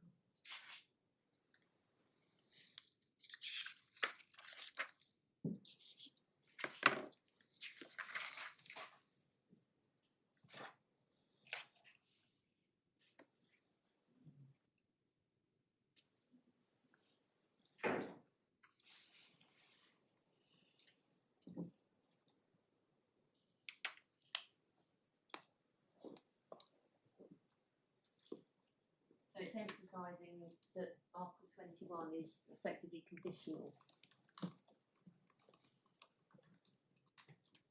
Could I then, and I'm sorry to be making the court do so much reading, but at least it's better than me speaking. Could I just invite the court to read paragraphs 80 to 83, which again deal with this point about what about if you've got a grant of domestic law residence. Sorry, 81 to 83.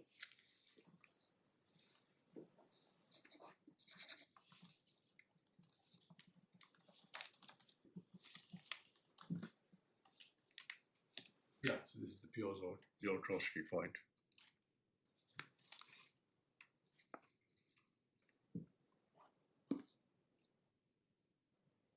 Now this is what I say is the case law on the basis of, in the same way that this and Dano.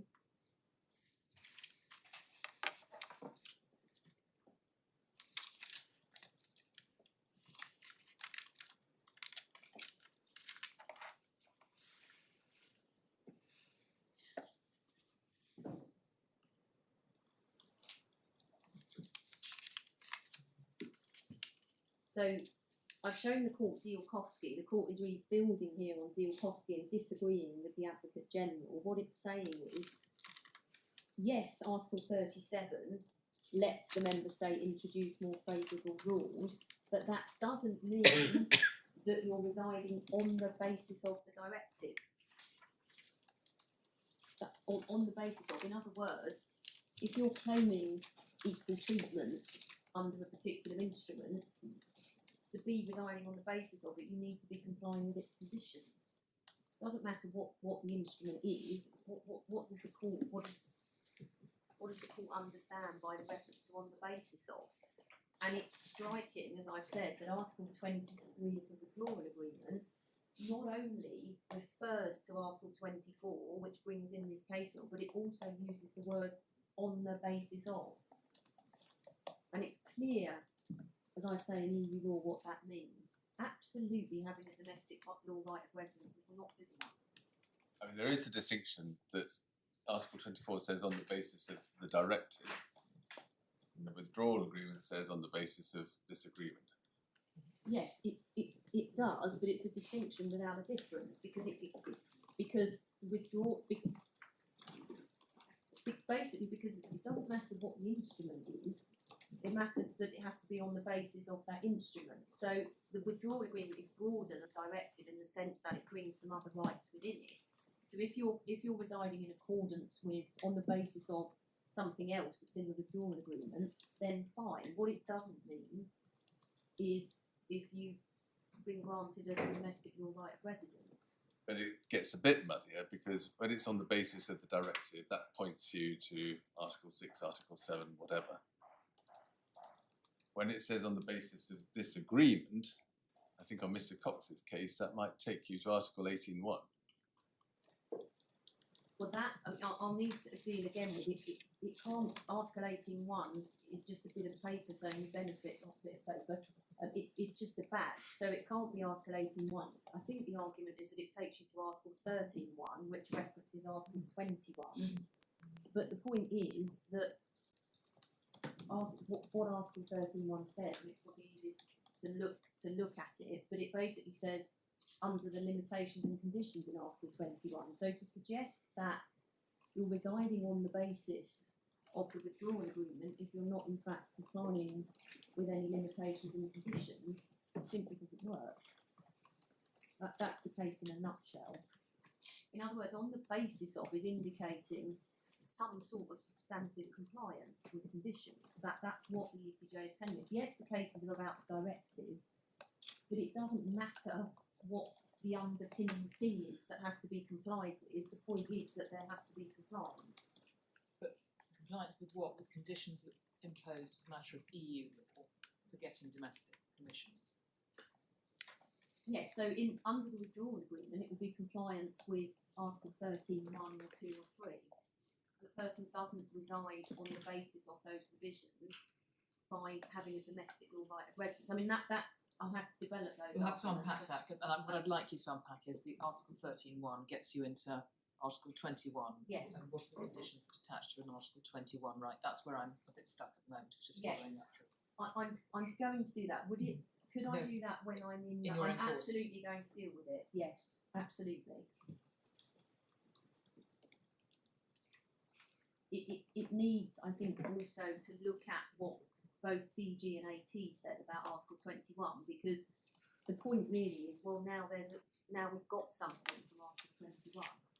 We've got an Article 21 right, but that's meaningless unless you look at what does the right actually get you.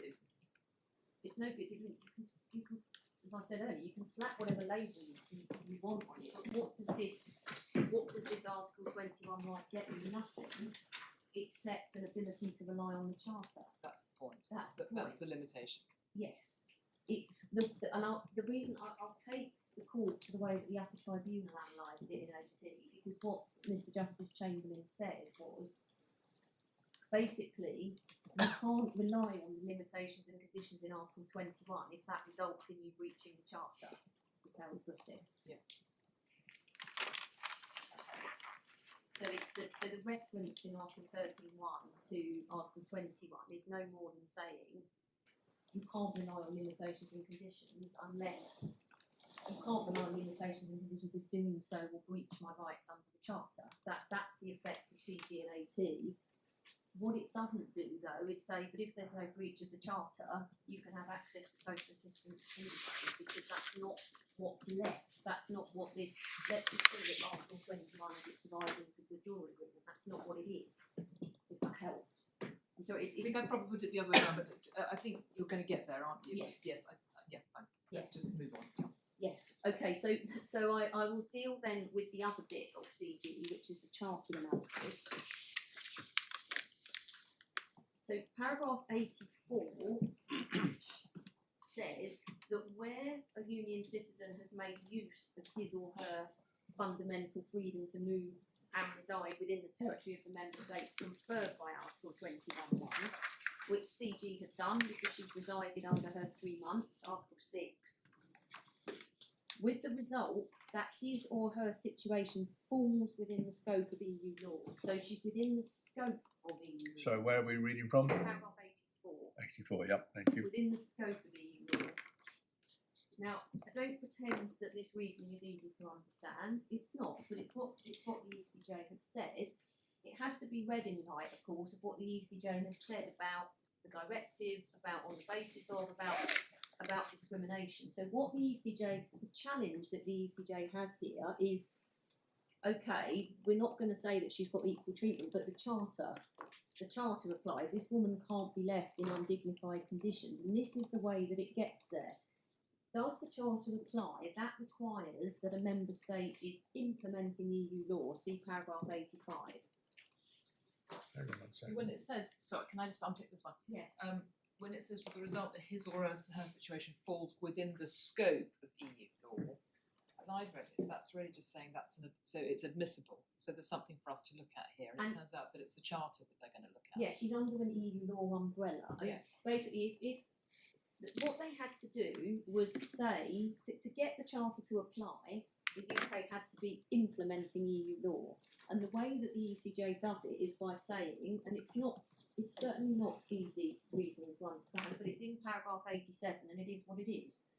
Did you say 80? You mean 87? Yep. Yes. So what it says is, it's already said if you grant a domestic law right of residence, that's not on the basis of the directive. But what it says is, and it's looking at, remember here that the question is it implementing EU law? It's a broad umbrella question to get the charter to apply. So paragraph 87, in the present case, it's apparent that the UK authorities granted CG a right of residence even though she didn't have sufficient resources. As noted in paragraph 82, those authorities applied more favourable rules in terms of the right of residence than those established by the provisions of the directive, with the result that that action cannot be regarded as an implementation of the directive.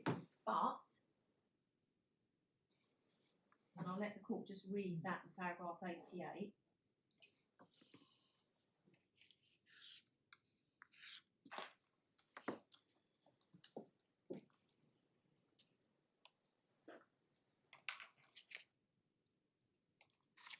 Effectively, what they're saying is that the hook for application of the charter is that the past exercise of a free movement right, and then a grant. So what the past exercise?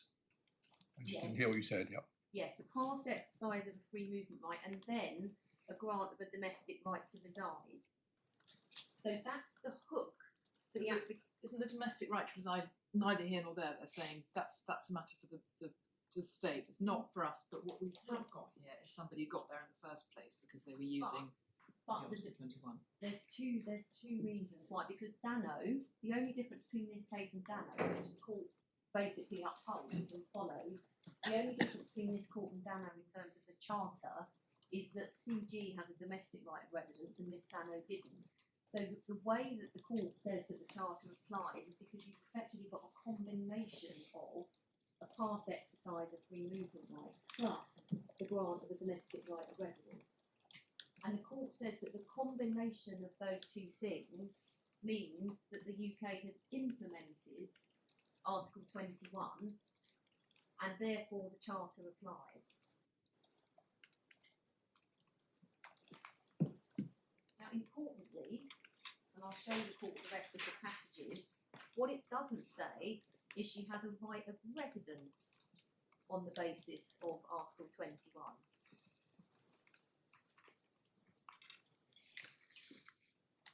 So if the court looks at paragraph 89, Hang on one second.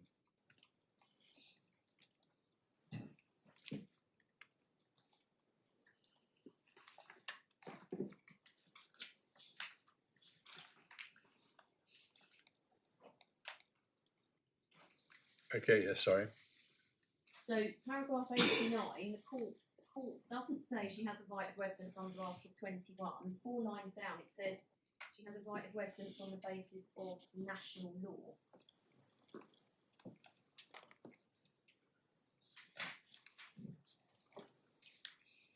It repeats that in paragraph 93 at C. a union citizen, if a union citizen resides legally on the basis of national law, then the charter applies, and it repeats that as well in the dispositive at the top of 409. So what it's clearly saying in several places is she's got a right of residence under domestic law. It's not saying she's got a right of residence under Article 21. But basically, as I say, it doesn't matter. Let's call it anything. But what is this thing that she has? She has a right to rely on the charter. That's all she has. Because otherwise she would have won the first bit of her case.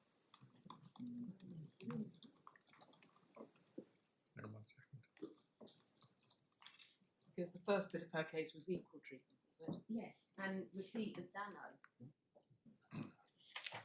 And as I showed the court, the Advocate General said, well, she should win on discrimination because she's got a right of residence under domestic law. The court says no.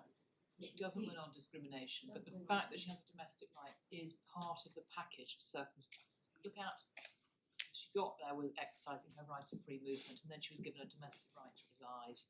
So in the real world, she has the sort of backstop protection of the charter. Precisely so, my lady, and that was in the courts. Some of the court's questions and concerns at the hearing were about what's the backstop protection here.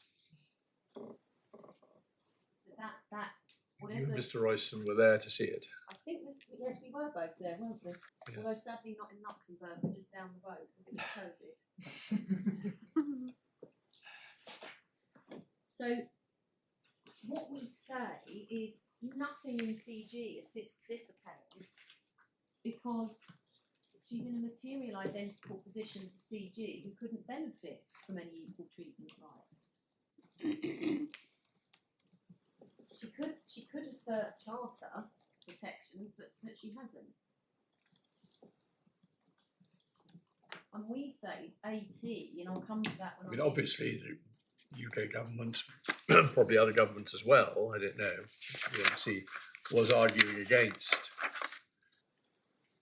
yes, it was only UK government was arguing against charter protection as well. It really didn't come up very much until the hearing, I recall. There's a surprise. I may be misremembering, but that wasn't what the case was about. It was something that developed in questions and then developed. So the case was about equal treatment, was it? It was, yes. And I've got a bad memory. Mr. Royston will correct me if I'm wrong, but it was about equal treatment. It was a rather unusually undefined reference because exceptionally it was a reference that had been made under the urgent procedure by a first-tier tribunal in Northern Ireland without, I think, the parties being represented, and so the reference was very much of the nature of here's a case. Yes. And so far as I recall in the observations, there was not any real argument about the charter. I may be misremembering, but we can check that. I think we had mentioned the charter, but I think Ms. Smythe is entirely right to say that the referring court didn't really make reference to any substantive provisions at all. Yes, it really, as I recall, the court had lots of questions about what the fallback protection was, and then this passage in the judgment came as something of a surprise. That's one can say. And the Advocate General, we haven't looked. I don't want to unless you think it'd be useful. You explained that he decided it on discrimination, and therefore didn't need to consider the charter. Did he nevertheless consider it by way of fallback? I can't remember if he recalled the charter. We can look. But what You've given us enough to get a feel for it. Yes, Yeah. what he basically says though is it's enough to have a domestic right of residence to be able to claim protection against discrimination. Yes, So exactly. he tries to distinguish Ziolkowski, and the court says no. Yeah, you've made that Yes. clear. I just wonder whether the charter even I featured. can't remember. Don't worry. It certainly wasn't the main point of his analysis. Okay. So that we say, and I won't deal with AT now because one needs to have looked at the withdrawal agreement first, but we say AT does exactly the same thing, just about the charter.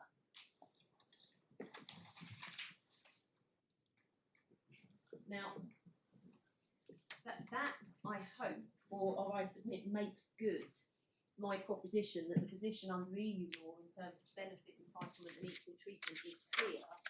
I'm about to come on to the withdrawal agreement, which is the fourth part of my submissions. Before I do that, I'm going to make the point that given that the position was so clear under EU law, had the contracting parties, when they sat down to negotiate, wanted to do something different, we submit they would have used clear words. They came to the negotiating table in full knowledge of the fact, and that's without looking at any of those papers that we looked at, in full knowledge of the fact that the law was that you don't get equal treatment in terms of benefit entitlement simply because you have a domestic right of residence. So we would submit that taking a step back, doing what the Supreme Court in Anson tells us we need to do, can it really be sensibly suggested that either because of Article 13(4) or because of the reference to Article 21, that the contracting parties intended radically to unpick all of this, and we say no.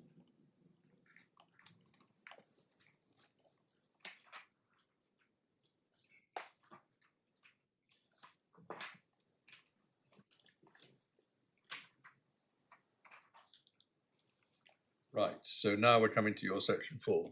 Section 4, yes. So I've dealt with Anson.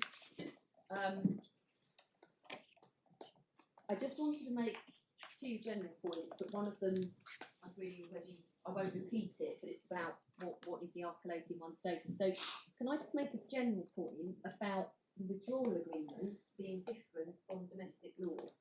So it may be incorporated into domestic law, but fundamentally they're two different sources of law with different content. So the UK obviously can't unilaterally alter the meaning and effect of the withdrawal agreement. It's got amendment provisions in it, but they're two different things. Now, obviously I accept that if the withdrawal agreement says if X happens under domestic law, this has Y consequence under the withdrawal agreement, that it will have that consequence. But they're two different systems of law, so we need to do that very clearly in my submission, just as a matter of principle. And of course we say it doesn't do that in this case. Now, in terms of immigration rights, it doesn't really matter to an individual whether their rights come from the withdrawal agreement or from domestic law. What an individual wants to know is, well, am I here lawfully? It's actually easier for them to know that in immigration terms now because they've got a grant of leave. What the difference is with social assistance, because for entitlement to social assistance, as I've shown the court under EU law, it depends on your circumstances. And similarly, that's the position under the withdrawal agreement. Now, simply because you grant somebody a more generous immigration status does not logically mean that you have thereby granted them a more generous benefit status.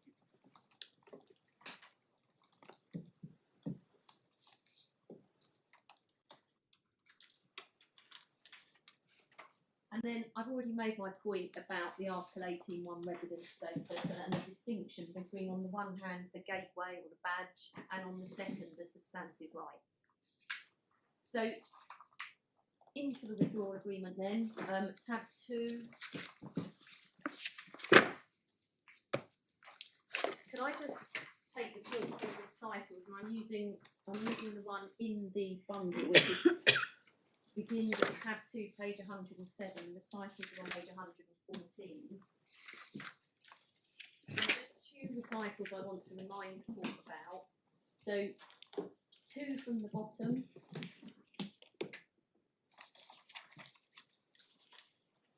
Which talks about an orderly withdrawal which aims to prevent disruption and to provide legal certainty to citizens, economic operators and judicial and administrative authorities in the Union. Sorry, I've lost you. Sorry, my lord. Which recital are we on? We're on the one that's 2 from the bottom on page 114. Resolve to ensure an orderly withdrawal. Resolve to ensure, annoyingly they're not numbered. Yep. So that that talks about legal certainty, not just for individuals, but also for the state. And then two more up from that, orderly withdrawal. So then, just to go back then to Article 4, 3 and 4, which I've described quite unattractively, I accept as the sucking up provisions, but it's the pulling into this agreement of EU law. So can I just, first of all, Article 4, 3,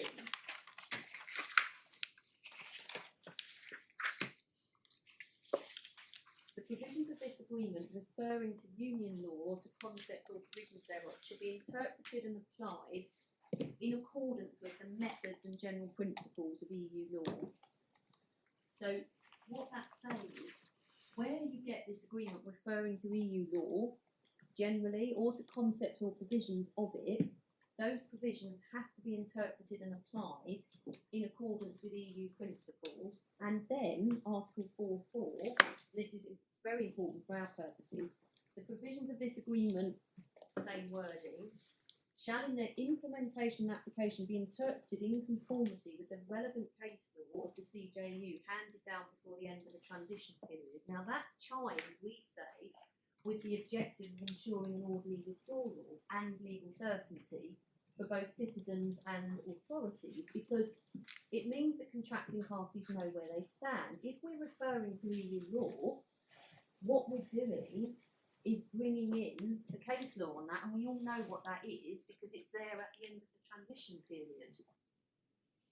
So it's about saying if we refer to EU law, we want the position to be the same as it was under EU law, effectively. So those are important provisions in this case because it's the contracting parties in this context, which is about, well, what about entitlement to social assistance? And just imagine the UK and the EU sitting around the table. You know, what do we want to do about social assistance here? Well, what they've said is, well, we're going to mention EU law, and so therefore we want it to be as it was under EU law. Is essentially what 4.3 and 4.4 is saying. It can't. If the contracting parties say, well, let's stick in a reference to Article 24 of the directive, knowing what that case law says, it's absolutely clear what the intention was in my submission. But I say that's why Article 4, 3 and 4 are important, read with the recitals on legal certainty, because otherwise who knows what the position is. So Article 5 was raised in oral submissions. I haven't got anything to say about that other than there's nothing to ground the suggestion that we've reached it. Article 6.1 for completeness, again that's the reference to EU law as applicable on the last day of the transition period, so everybody knows where they stand. We're going to work with what we've got at the end of the transition period. And then part 2 is the part... Sorry, where exactly is that? I'm looking at Article 6.1, my lady. Yes. So the part 2 is the part dealing with citizens' rights.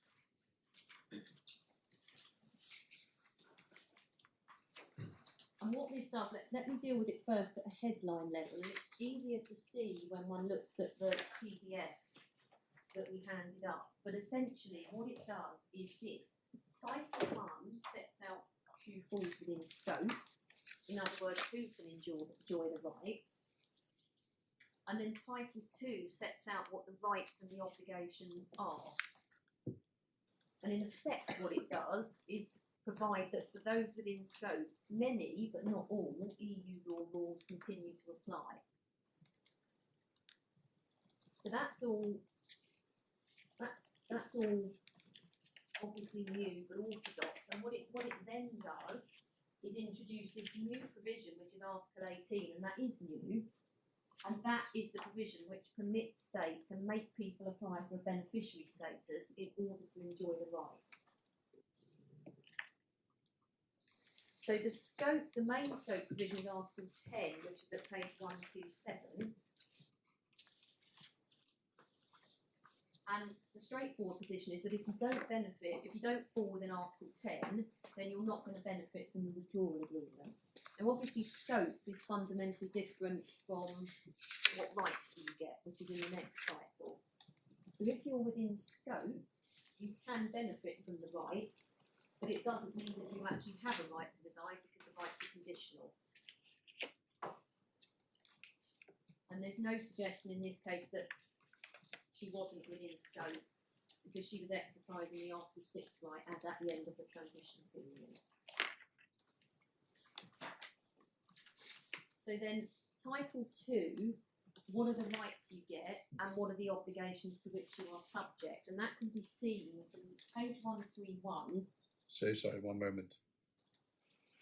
Just want to show the court the title. Yeah, sorry, I was just behind.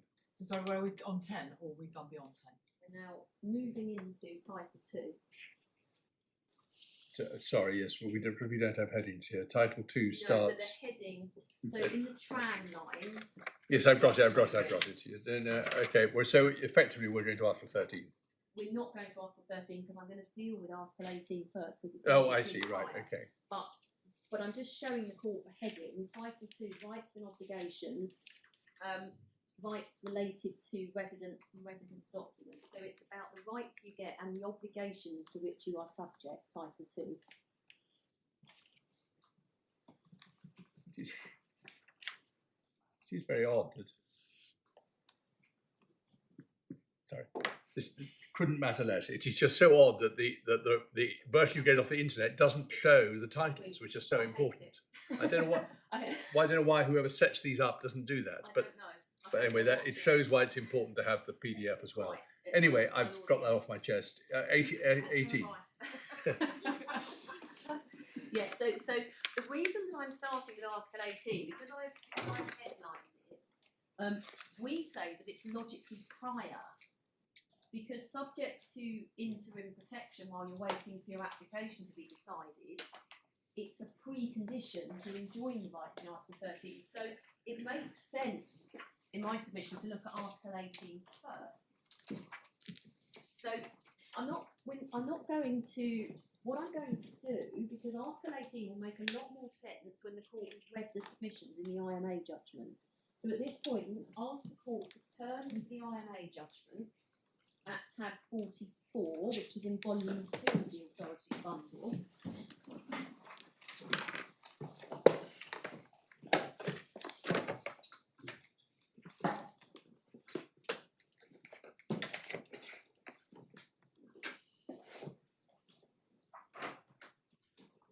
.44, did you say? Tab 44, page 1416.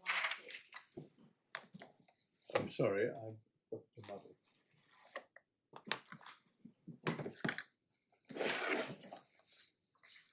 Yep. Now, why am I asking the court to look at a judgment of the administrative court when it's not binding on this court? Because it's not the outcome that I necessarily rely on, but rather the agreement of the Commission and the IMA and the UK, which is recorded in the judgment. But the Secretary of State accepts that the outcome is correct, and contrary to Mr. Cox's submissions, the Secretary of State's submissions were rejected wholesale. And I say that, I was one of the Secretary of State's counsel in that case. They were rejected, and we haven't appealed. We accept that the IMA judgment is correct. But what is very relevant for this case is this case tells us what is this new Article 18.1 resident status? What is it? This case tells us that. So, what was the issue in this case? Broadly, the battleground is this. If I can explain it like this. The Secretary of State came to this case saying, no, Article 18.1 isn't. Article 18.1 is now allowing the UK to wholesale have its domestic immigration leave system. So Article 18.1 really is, and I've come to hate the word, but it's truly constitutive. In other words, what Article 18.1 is permitting states to do, this is the Secretary of State's case, what Article 18.1 is permitting states to do is basically make people apply for leave and make people reapply for leave if it runs out. That was our case, and we said you have to interpret the agreement in that way, because otherwise the Article 18.1 resident status is a bit pointless. Because all it gets you is a bit of paper, but then you've got your bit of paper, but you still don't really know where you stand. That was the Secretary of State's case, and Mr. Cox took you to some of our submissions, at paragraph 110 of the judgment, So, and the Commission and the IMA said, no, that's not what it is. And so the core issue in the case, absolutely the crucial issue in the case, was, well, what is this Article 18.1 resident status then?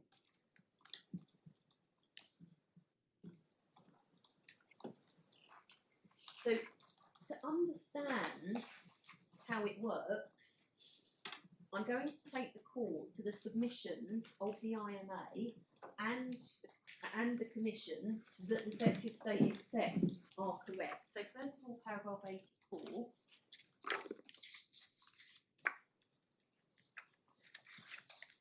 This is Mr. Palmer was representing the IMA.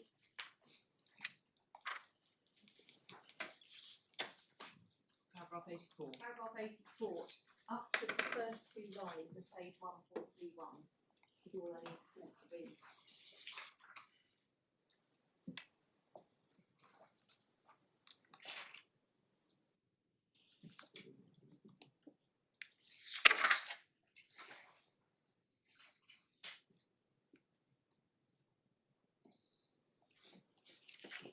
Yep. And then the Commission, paragraphs 88 to 90 down to D.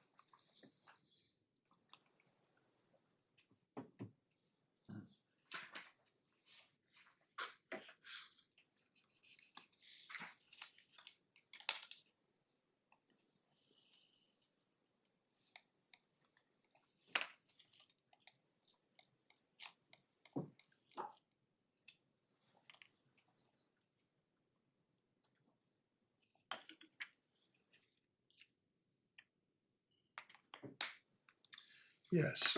So it's probably two places the Commission explains it really well.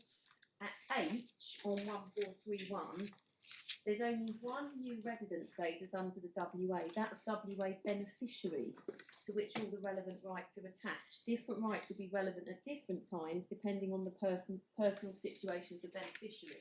Although every eligible person who successfully goes through the application process will be granted beneficiary status, one beneficiary might have a non-permanent right of residence, another may have already acquired it, one may have a right of residence as a student. So it is basically just, it is a gateway status. It gives you access to the rights in the same way as under the old system, being an EU citizen gave you access to the rights. And it's something that a member state Sorry, under the old system, it's like being an EU citizen. gave you access to the rights. So basically, under the withdrawal agreement, there is now this additional layer that member states can make you go through this application for beneficiary status. And if you don't do that, you can't enjoy the rights under the withdrawal agreement. Now, the Secretary of State said that's wrong. The reasons I gave, and that was rejected. Just while we're here, the 3 million at 1432 responded to the Secretary of State's case that what was the point then of this Article 18.1 resident status at paragraph 93. The 3 million says that the claimant's construction doesn't mean that there is no point in the defendant requiring people to apply. The purpose of that provision was to ensure that individuals were significantly incentivised in order to apply. That creates a bright line between those who've obtained WA status and protection and those who haven't. In the latter case, no rights are conferred. This permitted the UK to put in place a deadline in order to generate a public buy-in. The other explanation of the Commission is at paragraph 160.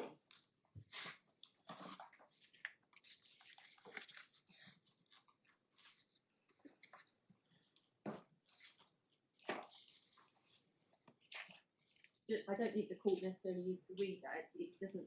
It's probably best expressed in the other passages, but that's also That's also what the Commission said. Now, I won't, if the court wants to know what the Secretary of State had to say, we've had quite a lot to say, but I'll just give the court reference to the passages. It's 99 to 100, 110 to 113, 135 and 163. But the court's already seen paragraph 110, and that's probably all the court needs to see. Which is basically, well, what was the point then of this Article 18.1 resident status? Now, what Mr. Justice Lane says is, well, I'm not going to have that. I'm not going to have the tail wag the dog. Basically, it doesn't matter if it's undesirable. What we're looking at is what did Article 18.1 do? What actually is it? And he decides that against the Secretary of State. So, although you've been referred to some passages in this decision, to understand the judgment, everything has to be read in context, that the fundamental rejection of the Secretary of State's position comes at paragraph 159 onwards.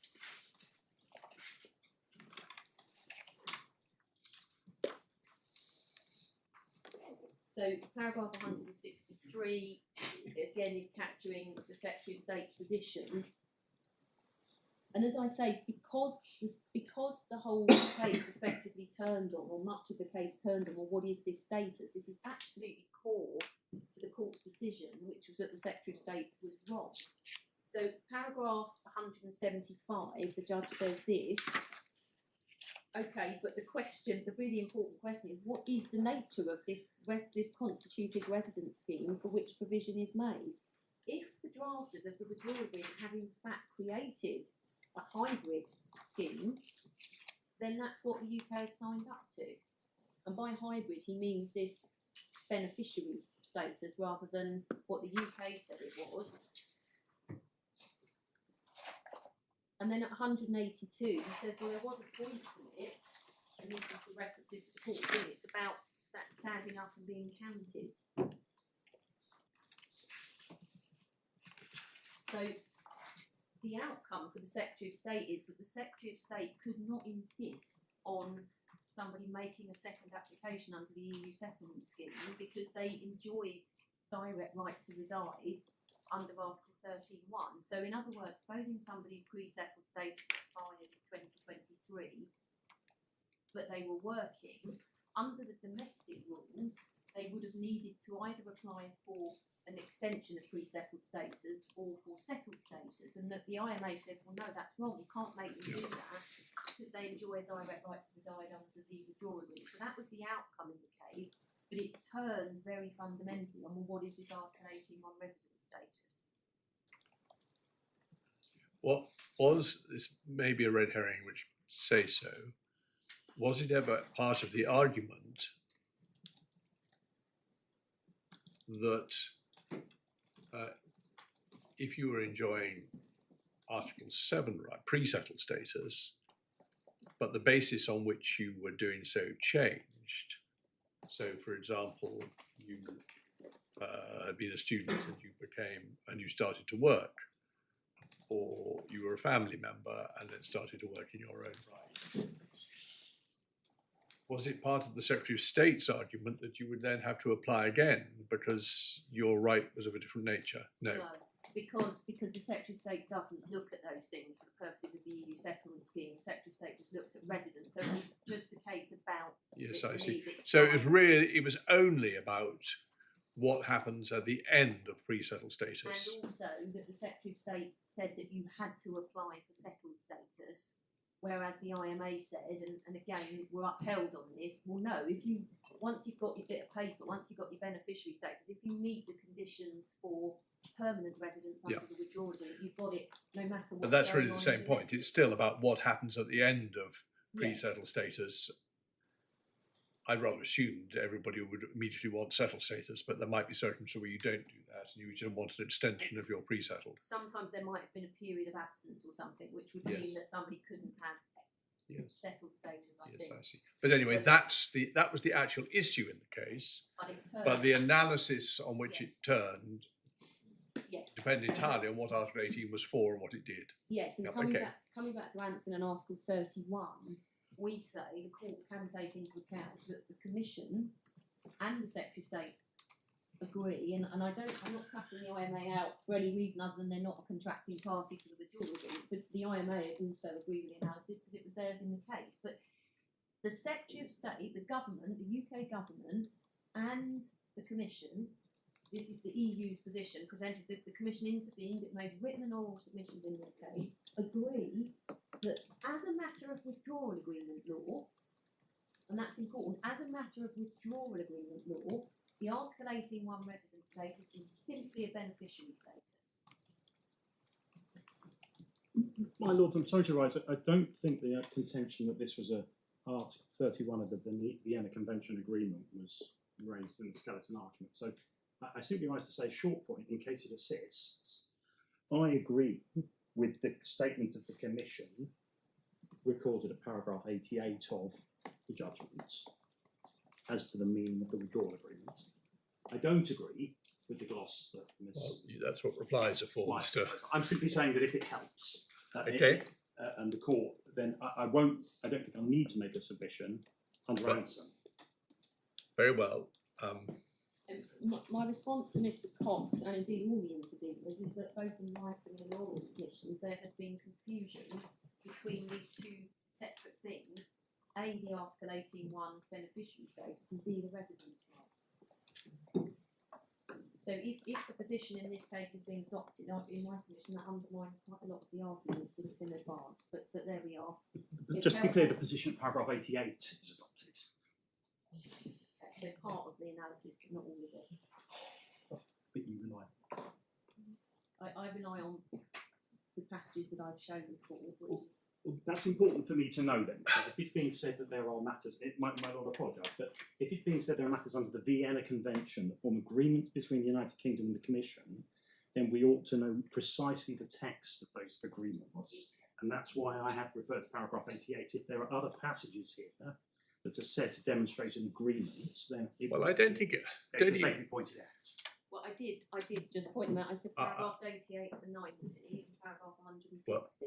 speaking for myself, I think I understand Ms. Smythe's submissions, and not blaming you for intervening now, Mr. Cox, but if you want to make substantive submissions on the basis of what she said, that's what replies. That's very helpful. As long as I have the passages, I can deal with it. Very well. Even if the court doesn't take it into account under the Vienna Convention, it's very helpful really to read those submissions because it's quite a baffling provision until somebody says, well, actually, this is how it works, and that's Yes. what the Commission told us, and the government accepted the Commission was right. Yeah. So even forgetting about the Vienna Convention, it just, oh, okay, that explains it. It falls into place. Right, now that might be a natural break, mightn't it? If you've got it, if you just want to finish something off before we rise, that's fine. No, that's a natural break. So what I have left to cover is the rest of the withdrawal agreement and AT. I'm borrowing time from others. Yes, well, I think this is very important. Round one is very important. You must borrow as much time as you need, and we'll see where we are at the end. On any view, we'll deal with round two, but whether or not we deal with round three, we'll see whether that makes sense once we've had full submissions on round one from whoever needs to make them. I'm very grateful for that.